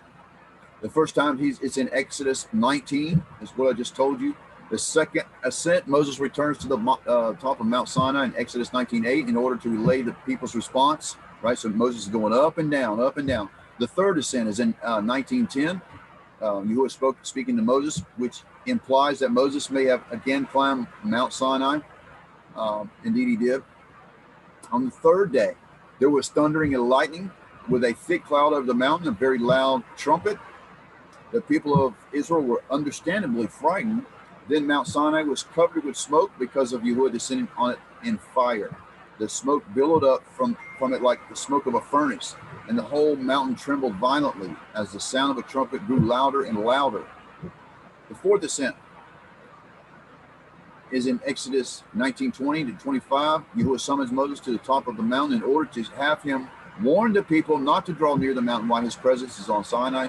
So he tells Moses to bring his brother Aaron. That's where we are now in the code, right? In fear, the people of Israel plead with Moses not to let Yahweh speak directly to them, but instead ask Moses to be their intercessor, because they were terrified, and they would listen to him. And Moses tells them to not be afraid, but that Yahweh is testing them so that they would fear him and not sin. All right, so Moses goes up a fifth time. This is Exodus 20. And as he approached the thick darkness where Yahweh was, at this time, Yahweh gives Moses various laws. So this is when the law starts to be given. At 20, recorded in 21 and 23, along with the promise to give the land of Canaan to the children of Israel. In the sixth ascent, Moses is summoned again to Sinai, this time to bring Aaron's sons Nadab and Abihu, and the 70 elders of Israel to him. The next morning, Moses builds an altar at the foot of the mountain. I just showed you that altar. He set up 12 stones, pillar stones. We talked about in the last broadcast. You can go to that exact spot on Google Earth, pull up the imagery of people taking pictures, and they show you the 12 stones, the 12 white pillars that are there. They're all there, still there. Right? He offered burnt offerings, meaning sacrificing animals. That's why the shoots there. It's an altar. He and the sons of Aaron and the sons of Aaron, Nadab and Abihu, were working this, right? He gives the book of the covenant to the people who responded, "We will do everything you have said and obey." That's verse 7, to ratify the covenant. And then after the ceremony, Moses, Aaron, Nadab, and Abihu, and the elders ascend the mountain where they saw Yahweh of Israel. And under his feet was like the pavement made of lapis lazuli, which is just like sapphire. They saw Yahweh standing on sapphire, as blue as the sky. Amazing. Yahweh allows these men to live, even though they had seen Yahweh. In fact, they ate and drank on the mountain with Yahweh. They have a meal together, guys.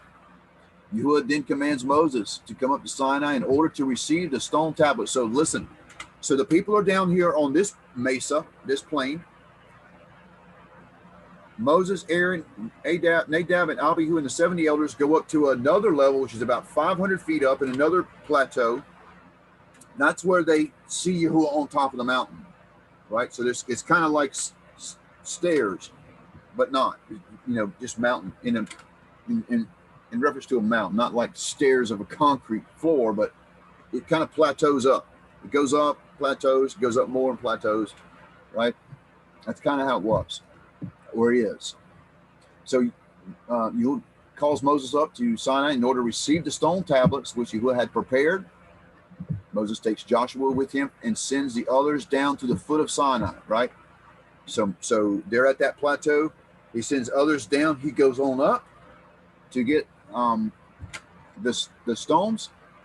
I want you to see what's going to happen here, right? While Joshua waits, Moses continues the ascent. For 6 days, a cloud covers the top of the mountain. On the seventh day, and what are we talking about here?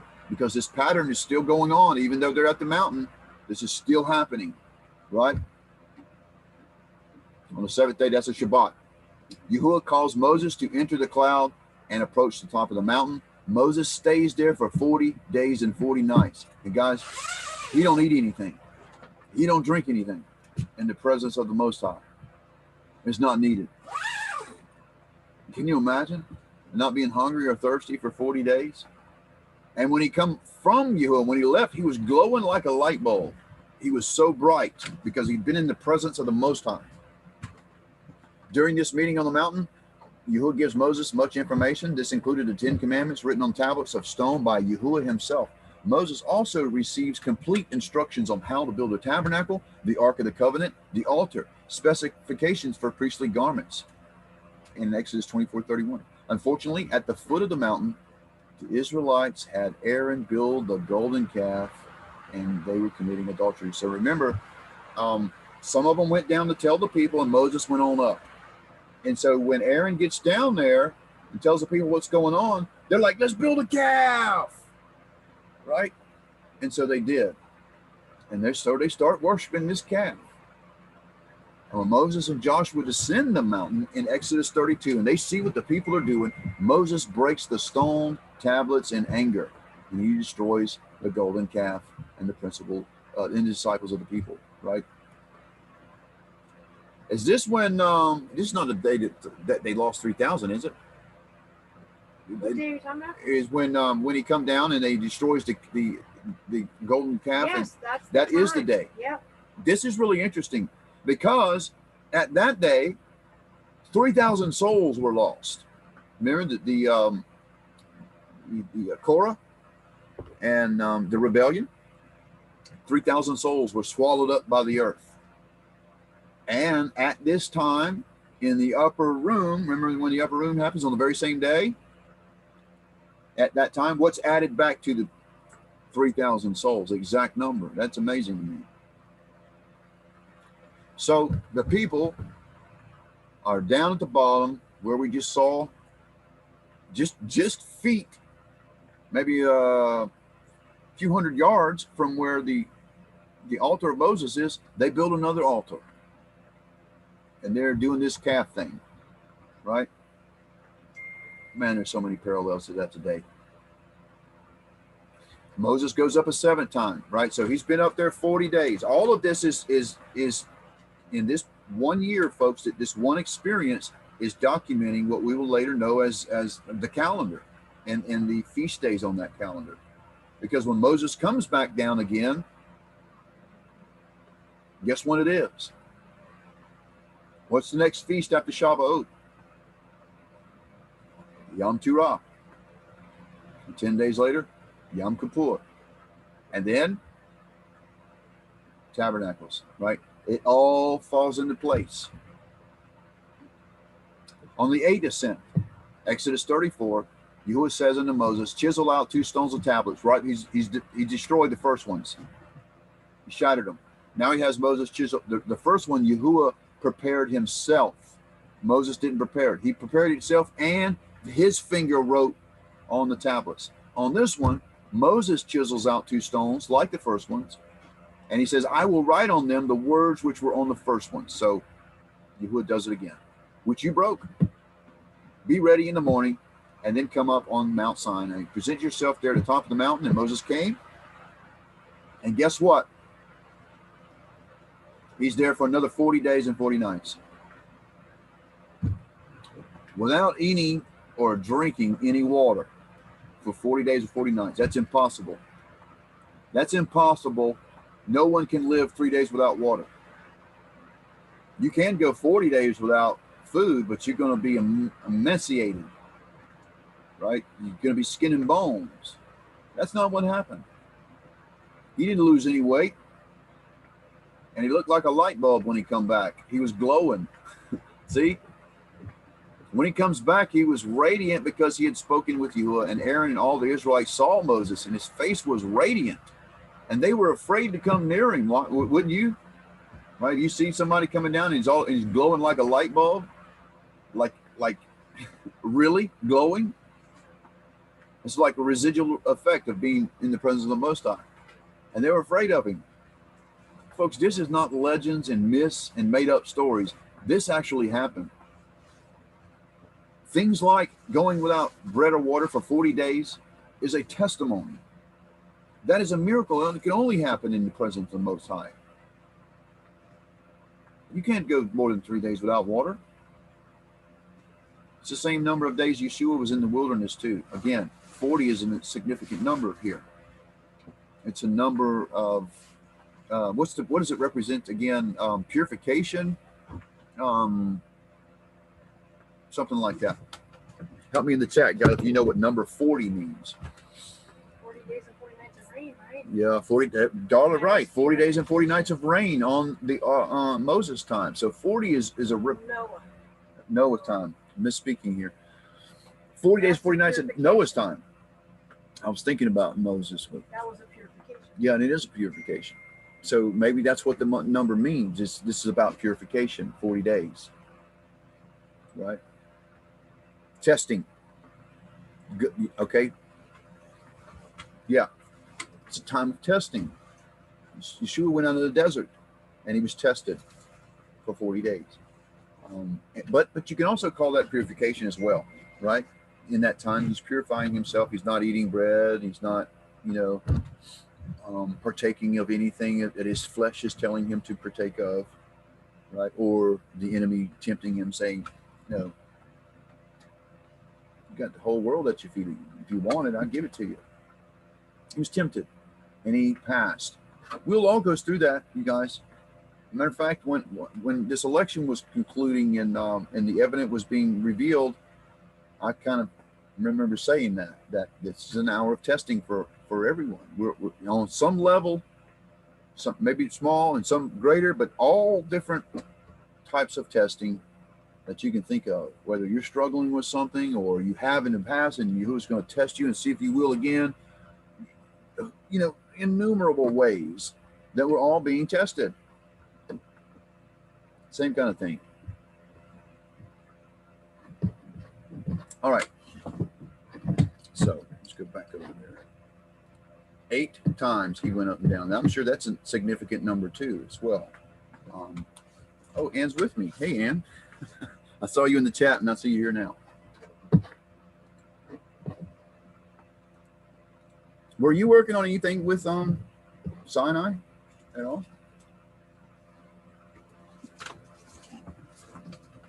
Ann? If you're trying to talk, you're muted.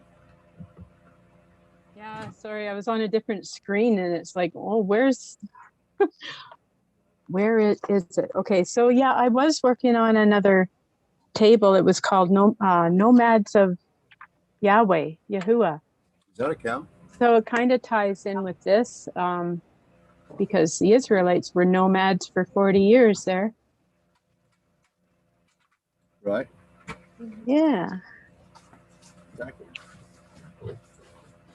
That's cool. Good teaching. Yeah, really interesting code that, this originally came from Glacier Symbol. When I saw it, I was like, I got to look at that. And this is where it is. It's the exact story. And the access term is the Mashiach Yahuwah is coming. And that's exactly what happens in the story is Yahuwah descends, Moses goes up, and Yahuwah descends. And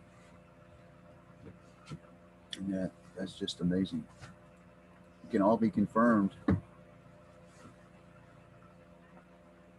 What's really disturbing is the official accounts that come through, like the Catholic Church, cannot be corroborated. There's no evidence, that it even happened. And this causes a problem for people who, think logically and have common sense. And they say, wait a minute, if you can't actually find the place and you say it's there, do we even believe the story? And that's the problem. It causes people to doubt, to say it will never happen. It's a made up story. Otherwise, there would be evidence. Well, it's because it's been covered up and hidden in the wrong place since 325. And not only that, they also obscured the day of Shavuot in Christianity by calling it Pentecost, because we have lost the, agricultural meaning and understanding of what that is about. That whole process is the giving of the law is preserved forever in the growth cycle of wheat. You can't grow wheat in 50 days. It's not even near ripe at 50 days, right? So, and furthermore, if you went by the Exodus, they're not even at the mountain at 50 days. And you can, if you're on Yahuwah's calendar and you can't count it 7 Sabbaths complete and then 50 days, it takes you all the way up to the giving of the law. And Aaron consecrates the next day as what? When it's declared, it's a holy Sabbath. The 29th day of the 4th month every year is Shavuot. Now, why would the enemy want to hide that? Let's ask that question. Why would the enemy want to take from you a very important Moedim when the law has been given and give you something completely different and make you miss your appointment? Because, you know, some will have a hard time believing that there was any injustice done. There was no deception. No, it's 50, Jonathan. That's what the word means, 50. Yeah, I know what it means. But when you go to the scripture, that's not what's going on. Yeah, they're counting 50, but it's a set of 250s. 7 Sabbaths complete and 50 days. Brings you to 102 days with the 2 new moons, which happens to be the growth cycle of wheat. That's genius. If you're going to preserve something that you know that man's going to alter and try to hide, that's ingenious, because it's always locked in that cycle. And when someone goes to look at that and this suddenly says, wait a minute, Pentecost doesn't make any sense, because this is a harvest festival and you got to have grain to have a, you know, wave offering and you know, loaf offering and all this kind of stuff. How are you doing that at 50 days? It's impossible. So there's something going on there. It's diabolical, really, that the enemy said, nah, don't let them have that day. We're going to hide it, give them something else, but certainly not that day. We do not want them to make that appointment. That's what he did, essentially.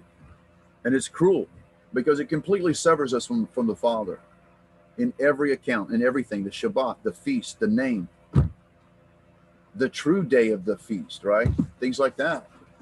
You can call someone to miss their appointment, you just ruin them, right? When someone's going to and going for a job interview, and it's on such and such day on the 12th month, and they get some bad information and they show up on you know, the 11th month, they just messed up, and it did them no good. They lost a job, completely missed their appointment the next month, right? Because they showed up the wrong day. It wasn't right time. That's what the enemy wants us to do, is miss our appointments with the Father.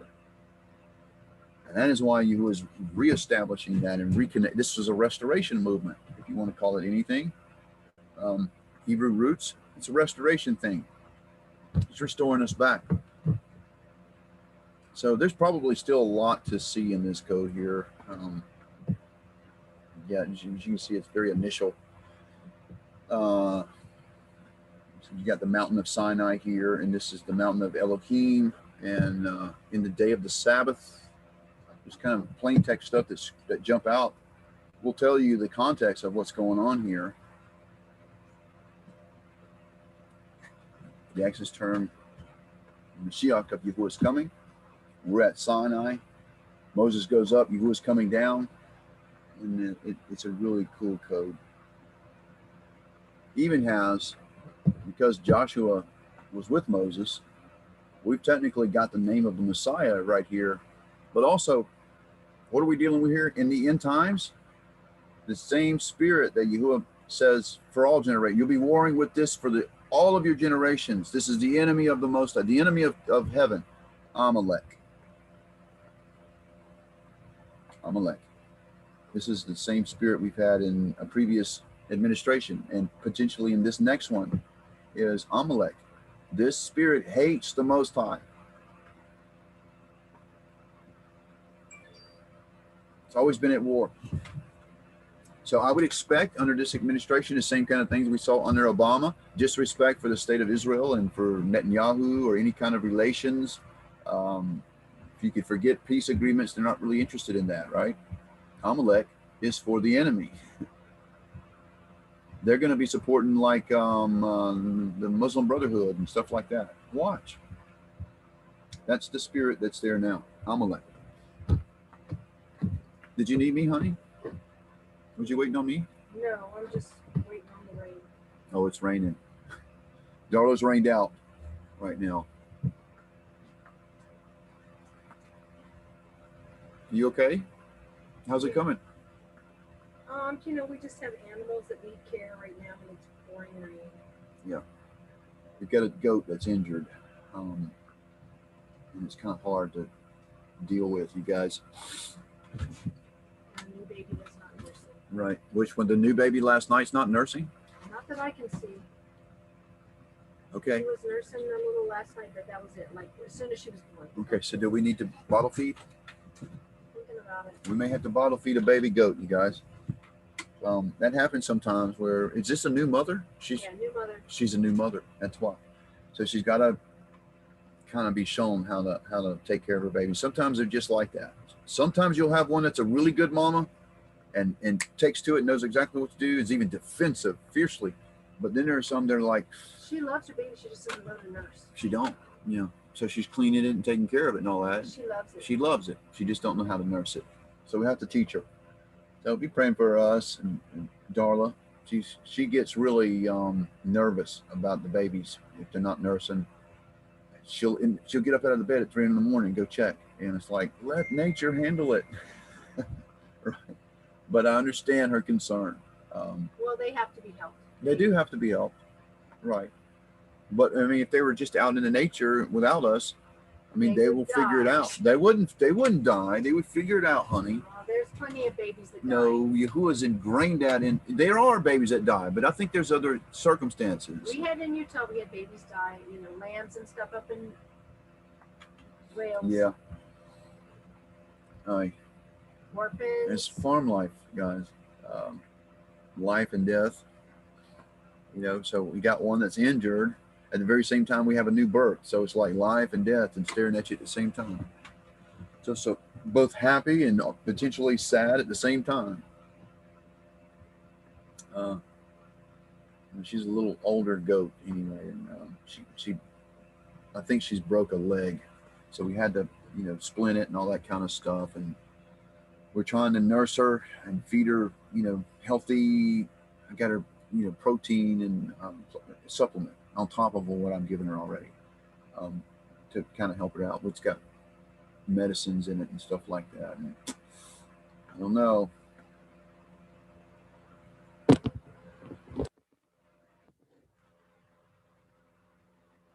Do you guys have anything you want to share since you're here with me, or questions you want to ask? It's good to see you with me.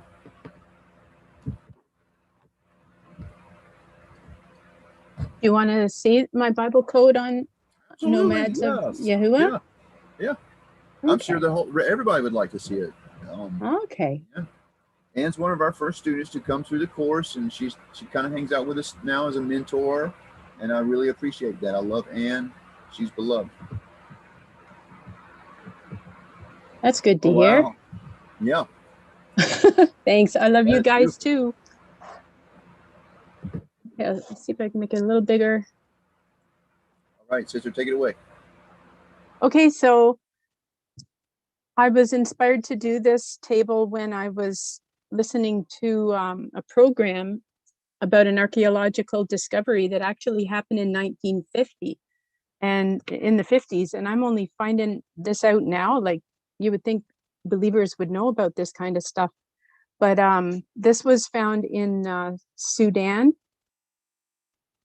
I could show you a picture. Let's see. Oh, that'll take too long. Forget it. But anyways, it's on the internet. It's all over. If you just key in nomads of Yahuwah, archaeological find, it was found in Sudan, which used to be part of Egypt. And it's written in Egyptian hieroglyphics. And so the amazing thing is it was written shortly after the death of Moses, and King one of the pharaohs, Amenhotep, no, I can't say his name, the third, I can say the third, but he was the one that had it written, and it was writing down enemies of Egypt. And so nomads of Yahuwah, and this is the oldest inscription of the name Yahuwah in archaeology so far, and it dates like around 1400 BC. So that's amazing. And then I started thinking about, the Israelites being the nomads for 40 years in the desert. And so anyways, I put in this search term. Now, Noadim is the word for nomad. Now, that word is not actually in the Bible, but that's how you would spell nomads in Hebrew. And I checked that out to be sure. And here is the access term Noadim here in the red going up at a skip of 44. And then right above it is Yahuwah with it in the red with the black lettering. And it's a skip of 2 here. So it's Yod, Hey, Vav, Hey down on the next line. So this table is 44 letters wide. Okay, so that's cool. And then you have a nice little cluster of words here. So we'll go through these other words. There's another word for sojourner. Now this one is in the Bible and it's here 2 times in this table. It's here in the gray, which is kind of hard to see. I apologize. There, and then it's also here going down vertically. So that's, yeah, another word for sojourner. And it's just so important that Yahuwah's name has been found, you know, this old of an inscription with his name. And one thing about Yahuwah is he wanted his people to be sojourners, even after they were to go into the land. Yahuwah says in Leviticus 25, the land shall not be sold permanently, for the land is mine, for you are strangers and sojourners with me. So he intended them to have that mindset of being a sojourner and not, you know, holding too tightly to this world. And even in the New Testament, 1 Peter 2:11, we're told to be sojourners. It says, beloved, I beg you as sojourners and pilgrims, abstain from fleshly lusts which war against the soul. So we have Abraham here, or Abram, who became Abraham, but at the time that Yahuwah called him to be a sojourner and leave Ur of the Chaldeans, his name was Abram. So that's here in the yellow, going up diagonal. And it's crossing over the word covenant, which is in the black. Yahuwah made a covenant with Abram to give him the land. Now this table is found in Genesis chapter 8, and that's part of the story of Noah. And when you think about it, Noah was even called to be a sojourner. He had to leave his home and go on the boat, and he never saw his home again. So I thought it was interesting that this table was found in the story of Noah. Who else were sojourners? Well, the Israelites. We have Moshe here, the same skip of 44, going down. We have Jacob, same skip, vertical skip.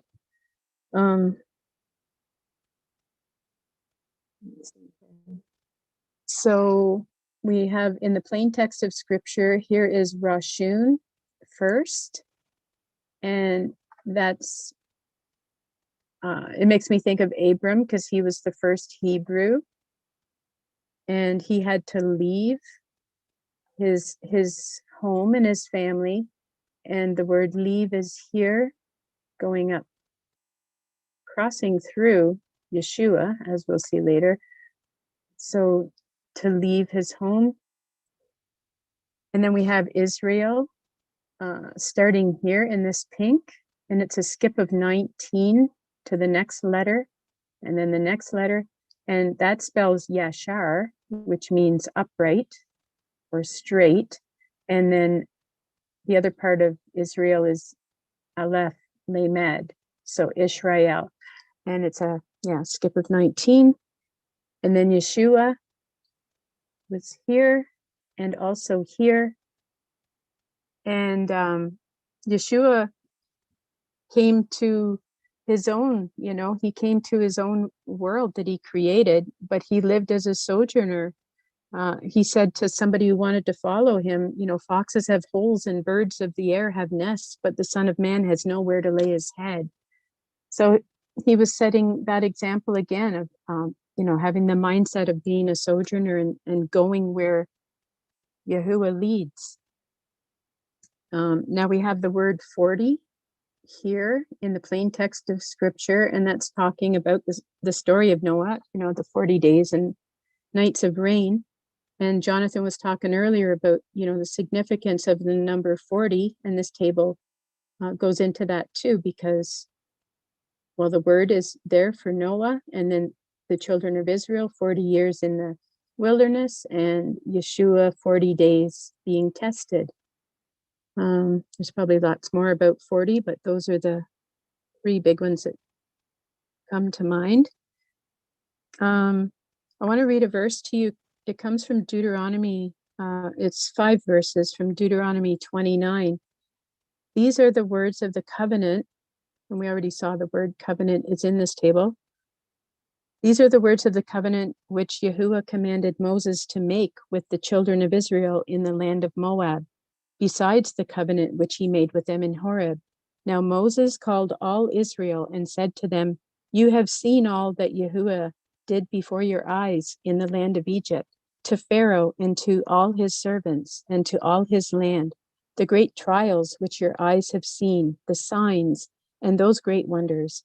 Yet Yahuwah has not given you a heart to perceive, and eyes to see, and ears to hear to this very day. And I have led you 40 years in the wilderness. Your clothes have not worn out on you, and your sandals have not worn out on your feet. So he says this after the 40 years of wandering, you know, just before he dies. So really cool footwear is in this table. Look at the sandals didn't wear out in 40 years. And it's sharing the ayin in leaving that we looked at before, leave. So footwear, and also the word to perceive. He has not given you, you know, a heart to perceive. So that word is here in the plain text of scripture in Noah's story. So that's cool. The same word. What else do we have?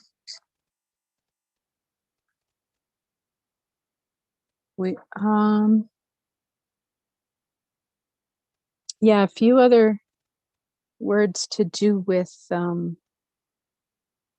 are at the same skip of 44. We have the word light here in the orange, and Yahuwah gives us the light for the path as we sojourn with him. He always shows us the way. Here in the burgundy is the word olam, which means hidden or concealed or secret. And so we are hidden in Yeshua, in Elohim. We're hidden in him. But he wants us to let our light shine and not to hide our lights under a bushel. So we need to let our lights shine. And Darla was saying, or Jonathan, about restoring. Yahuwah is restoring to his people truths, even like Yahuwah, like his name that hasn't been spoken much in the church, you know, Yahweh, Yahuwah. They just say God and Lord. It's like, well, he's got a real name. So that's restoring here in this mauve color. And then the last word is remnant. We are part of the remnant. And so you see a lot of words, interesting words, are at a skip of 44. Oh, another thing here, I forgot this. The children of Israel were going to go into Canaan and inherit the land and these houses that they didn't even have to build. And there's scriptures that talk about that. You're going to get these, where is it? Deuteronomy 6 says, so it shall be when Yahuwah your Elohim brings you into the land of which he swore to your fathers, to Abraham, Isaac, and Jacob, to give you large and beautiful cities which you did not build, houses full of all good things which you did not fill, hewn out wells which you did not dig. vineyards and olive trees, which you did not plant. And that made me think of, you know, after this life, we're going to inherit mansions and, well, I just want a cabin. But Yahoo is going to give us things that we didn't have to build. And so we've got a lot to look forward to. And I did find mansion twice, one of the spellings of mansion. And they're both at the skip of 44, in the purple here, and also in the purple here, right beside flanking inherit there. So I think that's pretty much what we got here. Oh, thousands. Oh no, I did miss a couple things. I'll just go back here. Nation is here, nation of Israel, and Israel is right above it. We looked at that earlier. Then we have peoples. Now that's not in the plain text of scripture because a meme is going this way. If it was in the plain text, it would go that way. So it's here, here, and it's here in this cluster, you know, crossing over sojourners of Yahuwah, and it's here. It's also up here, but I didn't get that one highlighted. So it's actually here 5 times. And thousands here. And that, you know, stands for the thousands that came out and the thousands of people that are Yahuwah's sojourners, as we all are. Yeah, I think that is it. So yeah, thanks for letting me share. Yeah. So have you been a sojourner in your life? I just want to Sorry? ask, a sojourner. Have you moved around a lot in your life? Just kind of asking. Well, Something I've noticed, and I don't know if this is just a thing or if it's really something true, is a lot of remnant that I talk to, and it's even true for myself. I've always moved around in my life. I've never been in a place exclusively for, you know, long periods of time. Even when I was a kid, at 5th grade, I moved the first time. 4th grade, and moved, and then when I got to that place in South Carolina, I moved like 5 times around town. And so I was never in the, you know, in a school for very long. And then I was in 2 different middle schools, and then I got to high school and got through that, and then I went away in the Marines. And I've been on the move since. Really, I mean, I see that with so many different people where the same thing, where they were, you know, an Army brat, and then they joined the military themselves, or, you know, was a truck driver or something. They were just always moving. So that was why I asked the question: have you been typically a mover? I have had, you know, phases of my life where I was moving somewhere different every year, kind of thing. And then I got married and settled down and had kids and homeschooled and everything, and so that changed all of that. But I sense a new season coming. Let's just put it that way. I hear you. Yeah. Right. Ben Schwagel, you got a question, brother? Well, I wanted to add something in too, about, like, I've been a kind of a sojourner myself, where I grew up in Wisconsin, but then was sent to Arizona for boarding school, then kind of moved around in Arizona for a bit, then joined the Army, and now I've been jumping all over the place. Been to Korea, been to Alaska, been to Kuwait, been to Texas, been to Georgia, been to Oklahoma. Yeah, that fits all over the place. Yeah, that's exactly what I'm talking about. It's like 2 or 3, maybe at the most 2 or 3 years in the same place, and then it's somewhere else. That's so joining. I also had something else. Oh, I'm sorry. No, just that's what they did in the wilderness, you guys, and for 40 years, constantly moving, going in different places, and this is why in Saudi Arabia, I'm not even kidding you guys, Google it. The footprints that are on the stones with, I mean, the Ron Wyatt pointed this out. Jim and what's his wife's name? Caldwell. They also documented this. Penny Caldwell. Everywhere you put your feet, I'm going to give you that place, right? So there's these millions of foots traced out in the rocks all around Saudi Arabia. So this means that they're constantly moving, right? And we know from the Bible that they did this. Moses tells someone, I think it was Aaron, to document everywhere that we went, starting at the Exodus all the way to Elim, and like we did just a moment ago, that first month, and everywhere since Sinai, all the way to Jericho. They document everywhere they went. And so it's not like speculation. I mean, it's there.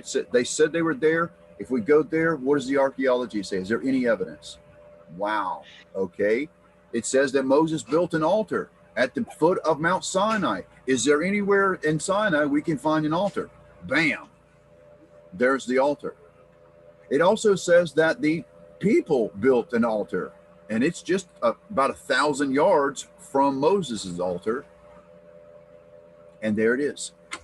The Bible says that they did it 3,500 years ago, and it's there. I mean, you know, so these people moved all around that mountain, round and round and round and round. And I mean, what do you do with the people who, you got 1 million people out in the desert? They can't just be idle, sitting around, getting fat and telling bad jokes and, you know, fornicating, all that kind of stuff, building idols. So what do you do with them? Well, Yahweh taught me something, guys, just from observation in agriculture. It just so happens that a man they made a movie called The Horse Whisperer about used to train horses in a particular way. And he didn't beat the horses. He made them go around in circles. It's called round pen training. And he had been able to break mavericks like Mustangs, wild horses, by putting them in a round pen and training them, making them go around and around and around and around, right? So they begin to, their muscles begin to hurt, right? That's kind of, they sweat, right? He's not beating them. He's not whipping them or anything like that.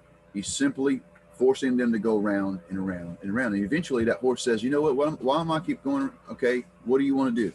You want to touch me? Go ahead and touch me. I'm tired of going around in circles. The horse is submitted. He's allowed to run and run and run and run and run and run as long as he wants to.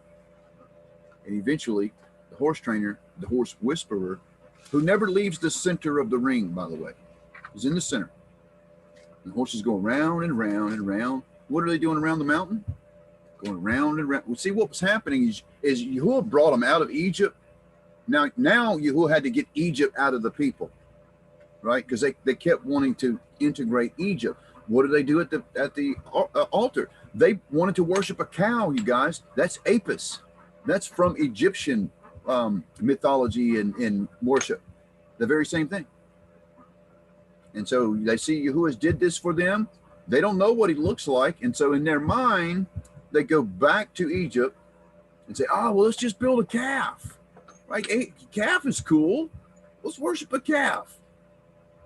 That's what they did. So Yahuwah has them going around in circles for 40 years so that Egypt falls away. That's what it is to be in the wilderness. That applies to all of us, folks.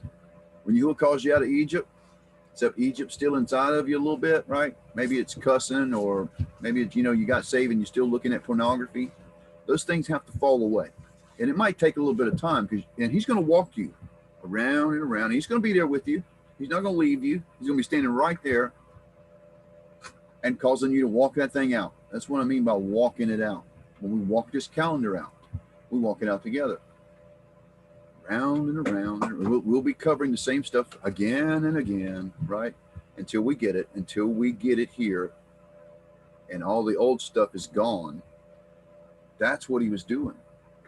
And Yahuwah showed me that just from observing. And I forget the man's name, but they made a movie about it called The Horse Whisperer. And he never beat his animals. He just did that kind of training. He would run them. It's amazing, right? The things we can learn from just observation. The things that the Father's taught me just from watching animals and observing them is amazing. What's encoded in that behavior, right? It's mind-blowing.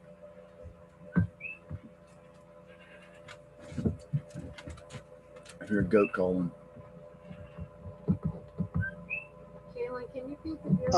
Can I add something else too? Yeah, bro. So isn't this next year supposed to be a Sabbath year? Yeah, Shemitah. Yeah, which is an agricultural. The land has to rest for a year. So and this is Right. if we've got the Jubilee right. Right. So we're looking for this pattern of 7 that happens, and this is something that was determined in this. I mean, Yahuwah gave this to us, and also we fell away from it. We forgot it. We didn't know anything about it. We become a culture that does nothing with that. Became money and coins, and not about grains anymore. Right. The same thing happened to the Jewish people. We forget these patterns, but we're supposed to. This is caused American farmers to suffer. This is why they had the Dust Bowl. Remember the Dust Bowl in the 20s? Oh yeah. Farmers did not take care of the land. They abused the land. And what happened? A famine came. Because if we get out of sync with Yahuwah's, divine order, we'll cause some problems. And that's exactly what we do is we strip the land, we harvest, and we cause problems, and it causes famine. So Yahuwah says, don't do that. Let the land, every 7 years, let the land rest. And what happens when you do that? It flourishes. I mean, it's amazing what happens when you do that. When you do exactly what he says. You can only prune. You can't harvest. You can't plant and things like that. You just let the land rest. And so what happens is the microorganisms get to working. All the stuff falling from trees that's not being harvested is being decaying, worms. All of that is good. Even the flies, even all of Yahuwah's creation, as it's working together, is for a reason.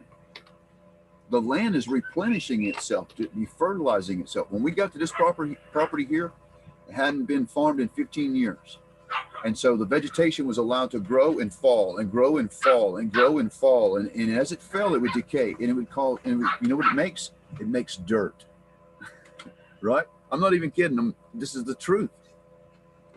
Hawaii is volcanoes. There's lots of rock here. So the fact that you have land that has any dirt at all is a novelty.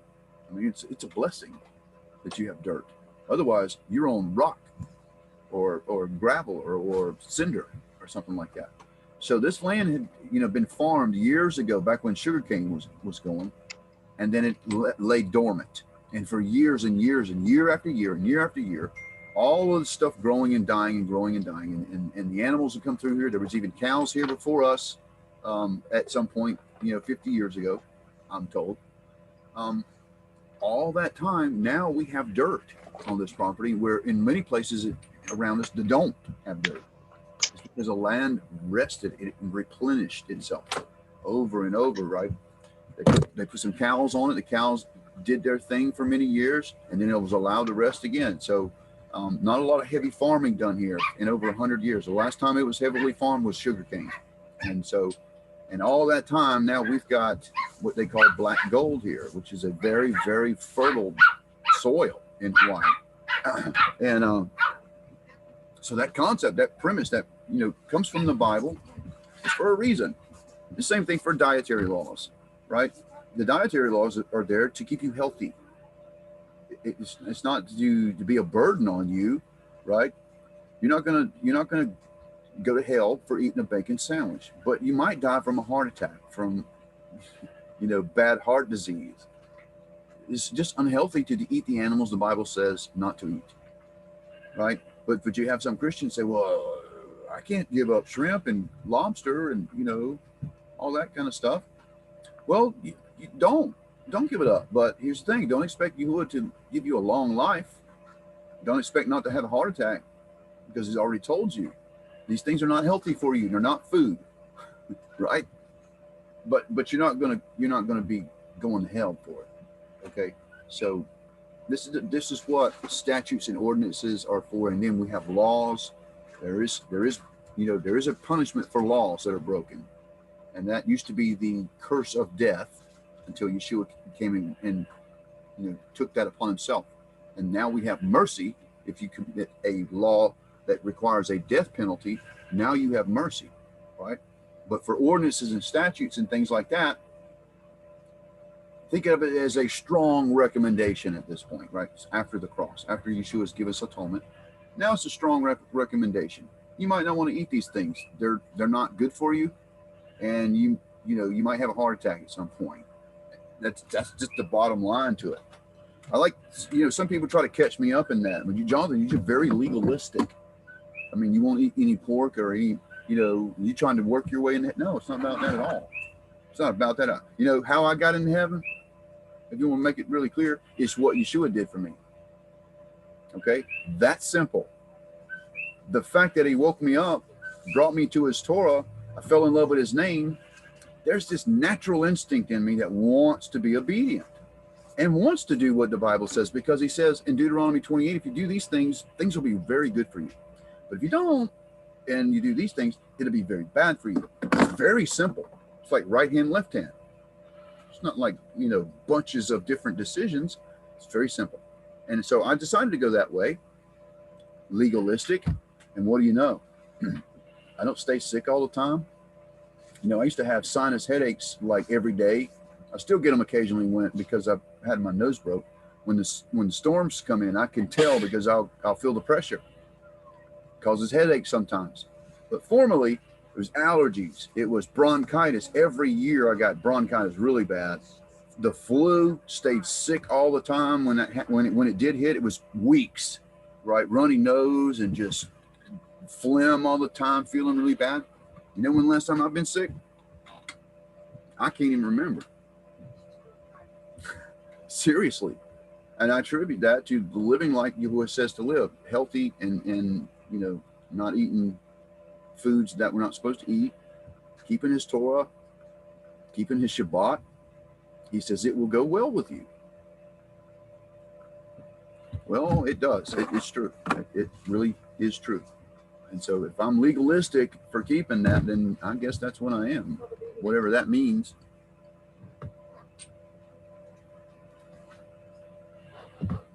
What'd you say, honey? So It's called obedience. That's exactly right. And I like the way Gary Simon says, it's not bondage when you want to.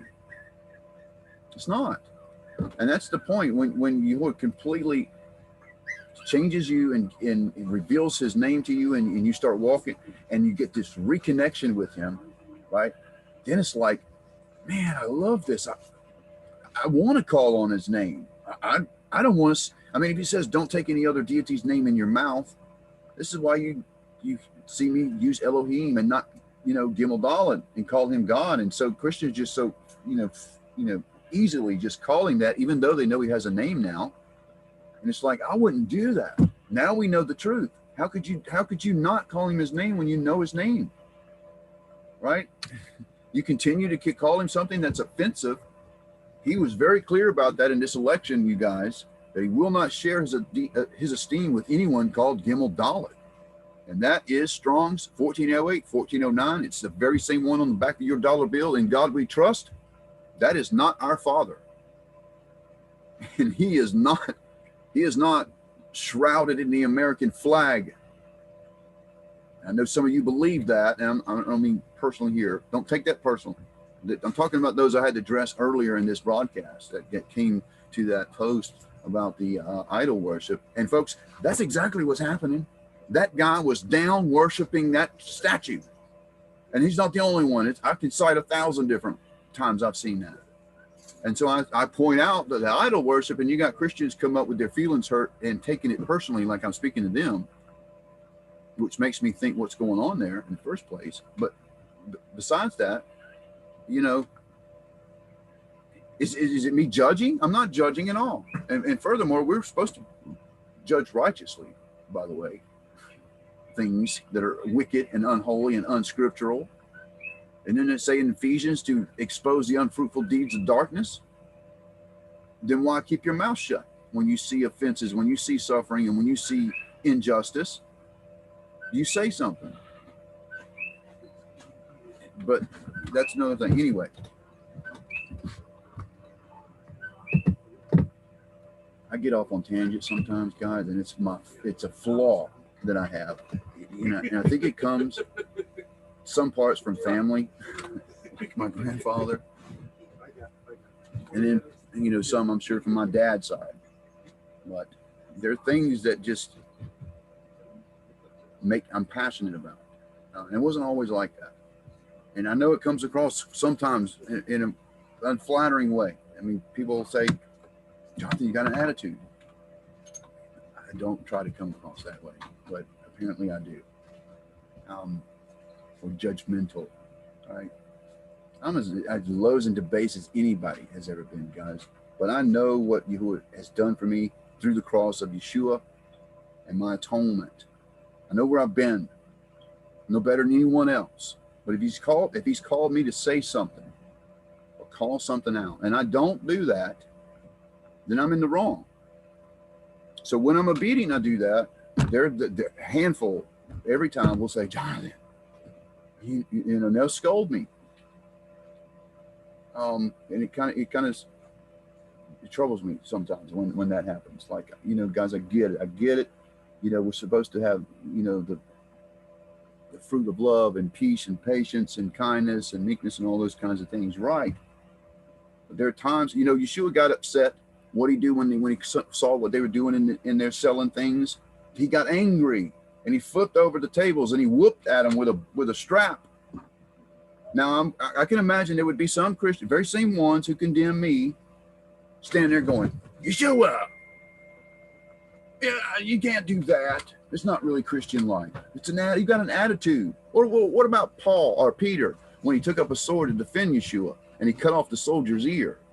I mean, there would be those scolding him too. How dare you? I couldn't believe you did that, Peter. I mean, that was just uncalled for. That poor man can't hear now. Oh, by the way, Yeshua did healing, but you still shouldn't have done that, right?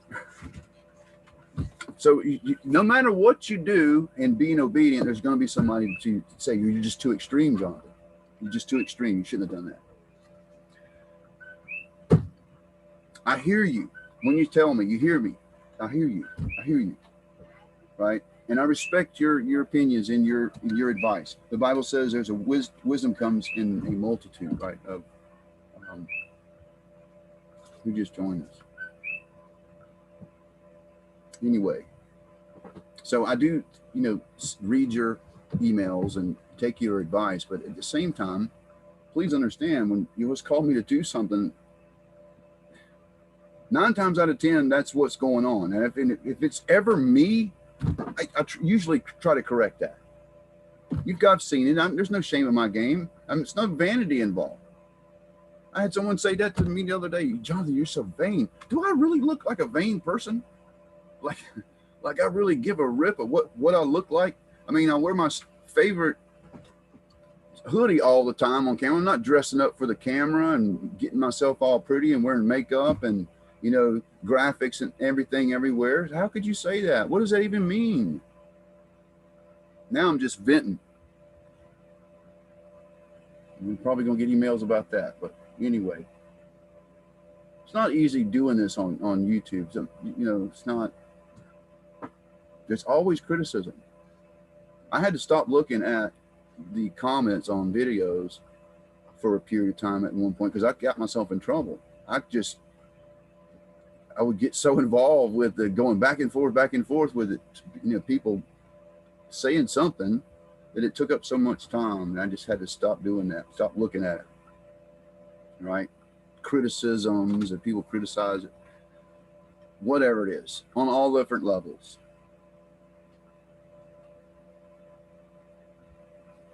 Yeah, we're not supposed to eat ducks, Franks. The Bible says. Can I chime in? Yeah, man. So I was going to say, there will always be someone who will say you're too extreme, and there will always be someone who will say you're not extreme enough. You're right. No matter what stance you take. You're right. Yep, I've seen that. And listen, I just want to be an obedient servant. Is all. If it gets me in trouble sometimes, and I'm willing to go through that. I'm willing to go through anything for Yeshua. So, you know, I look at Yeshua and in his attitude in the New Testament, because he had an attitude, you guys. Whenever it comes to the Pharisees, Yeshua had an attitude. You can't say he didn't. He was mocking. He was in their face. He was provocative, and he was calling out hypocrisy. I mean, it was intense. You guys, it got him killed. That was the whole reason it got him killed. He wasn't sugarcoating anything. All right? So keep that in mind. Yeshua was a provocateur. He provoked thought. He provoked the Pharisees. And we're supposed to be provoking Jews to jealousy anyway. Don't you know that?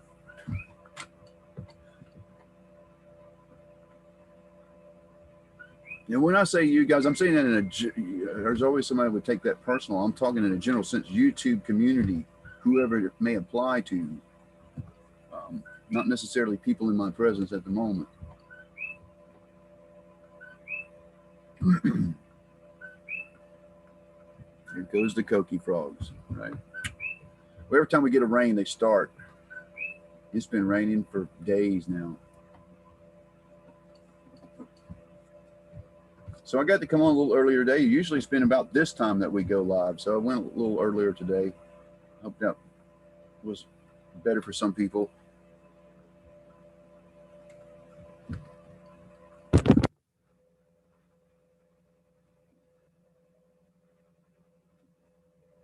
Yeah, I thought so too, Kathy. I see your comment there. I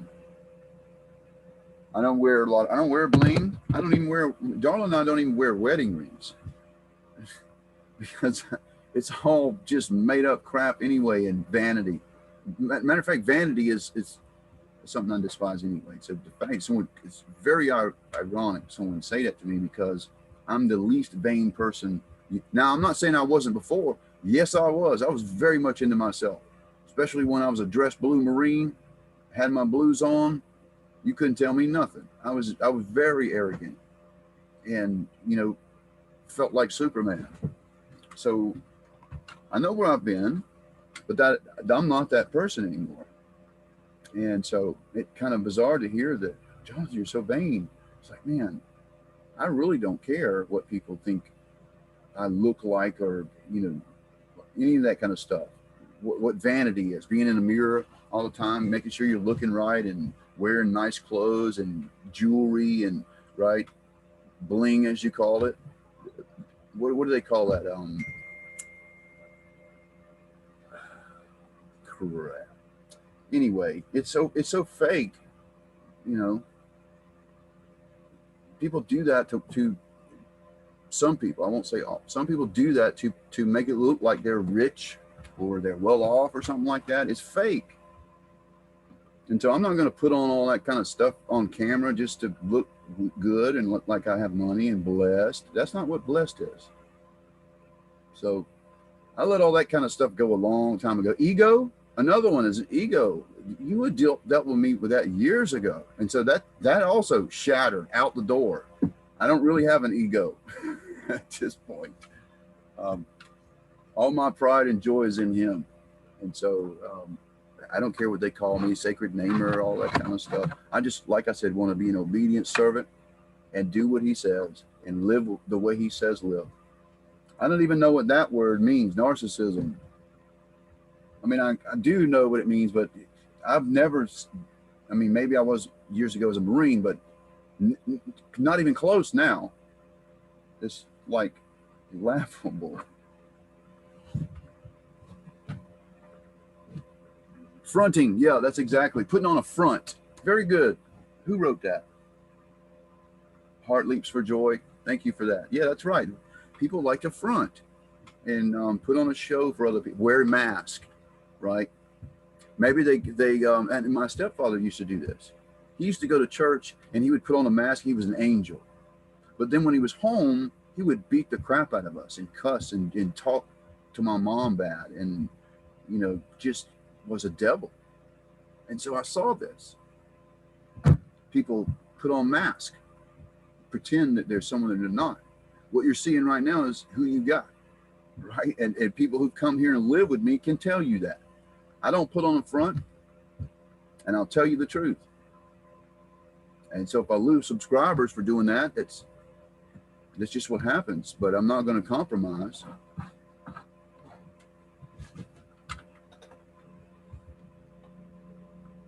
Codesearcher, would you happen to know what manna looks like when the rain down from heaven during the time of Moses? Are there any pictures online?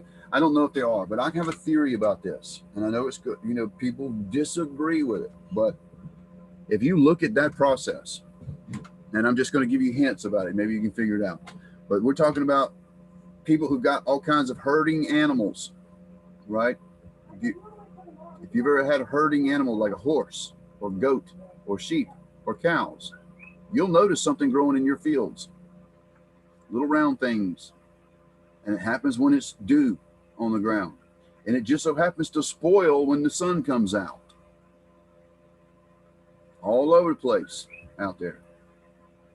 I'm just saying, you know, that's what comes to my mind when I see that story.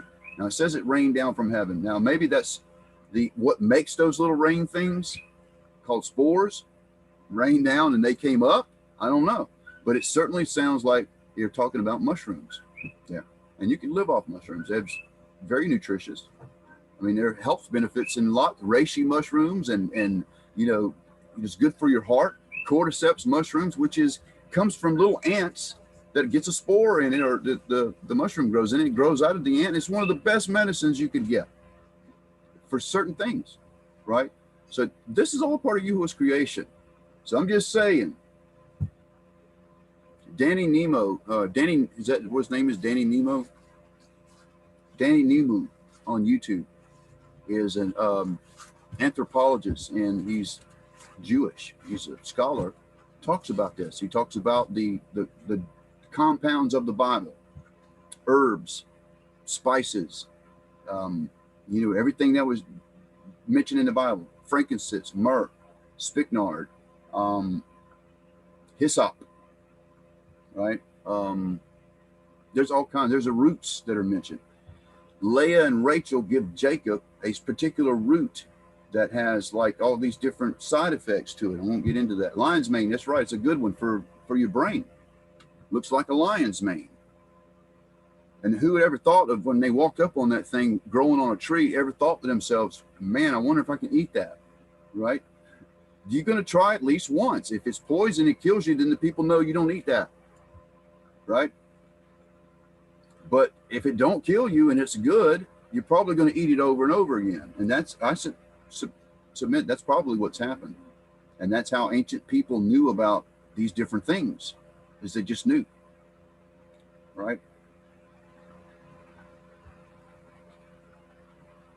But it does give a particular description of what it tastes like. Coriander with some like wafers and honey.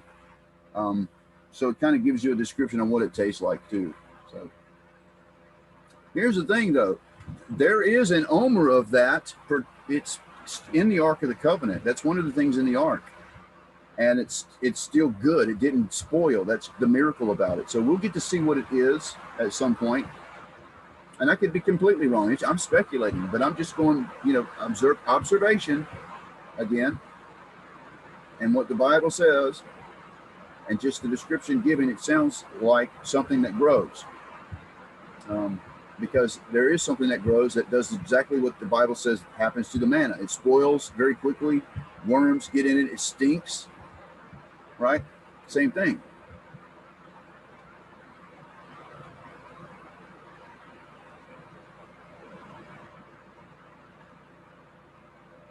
I like that one too. Maryland Kaga it makes a very good tea.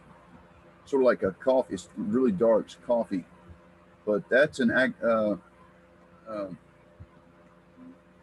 agrularius, I think, is type of mushroom. Grows in trees, and so is reishi. Same kind of thing as oh no, not reishi. Turkey tail grows on the side of trees like a little frisbee. Good for you though. It's not an accident. It's all part of Yahweh's creation. Created things that are good for us, but also there are things that are bad for us too out there. But medicines, I think it was in his creation. There's a cure for everything.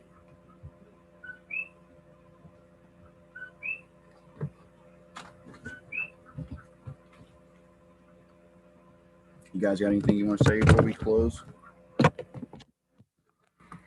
I got it. I hear cows calling me. I have to go tend to them. Well, thanks for hanging out with me, you guys. We'll see you in class tomorrow. We have class tomorrow. So we'll see you then. And for you guys on YouTube, we'll see you in the next broadcast. We'll pick it up at the same place, talking about the Exodus. Remember, we're going to do this all the way up to Passover. So by the time Passover comes, you really got an understanding of what's happening. And then we're going to walk it out together in real-time days. And so you'll get an idea of how that feels as far as time-wise. And it's basically 4 months leading up to Shavuot, right? And then we go to another phase going into the next feast, and then completes the year. It's a cycle, circuit. All right, shalom.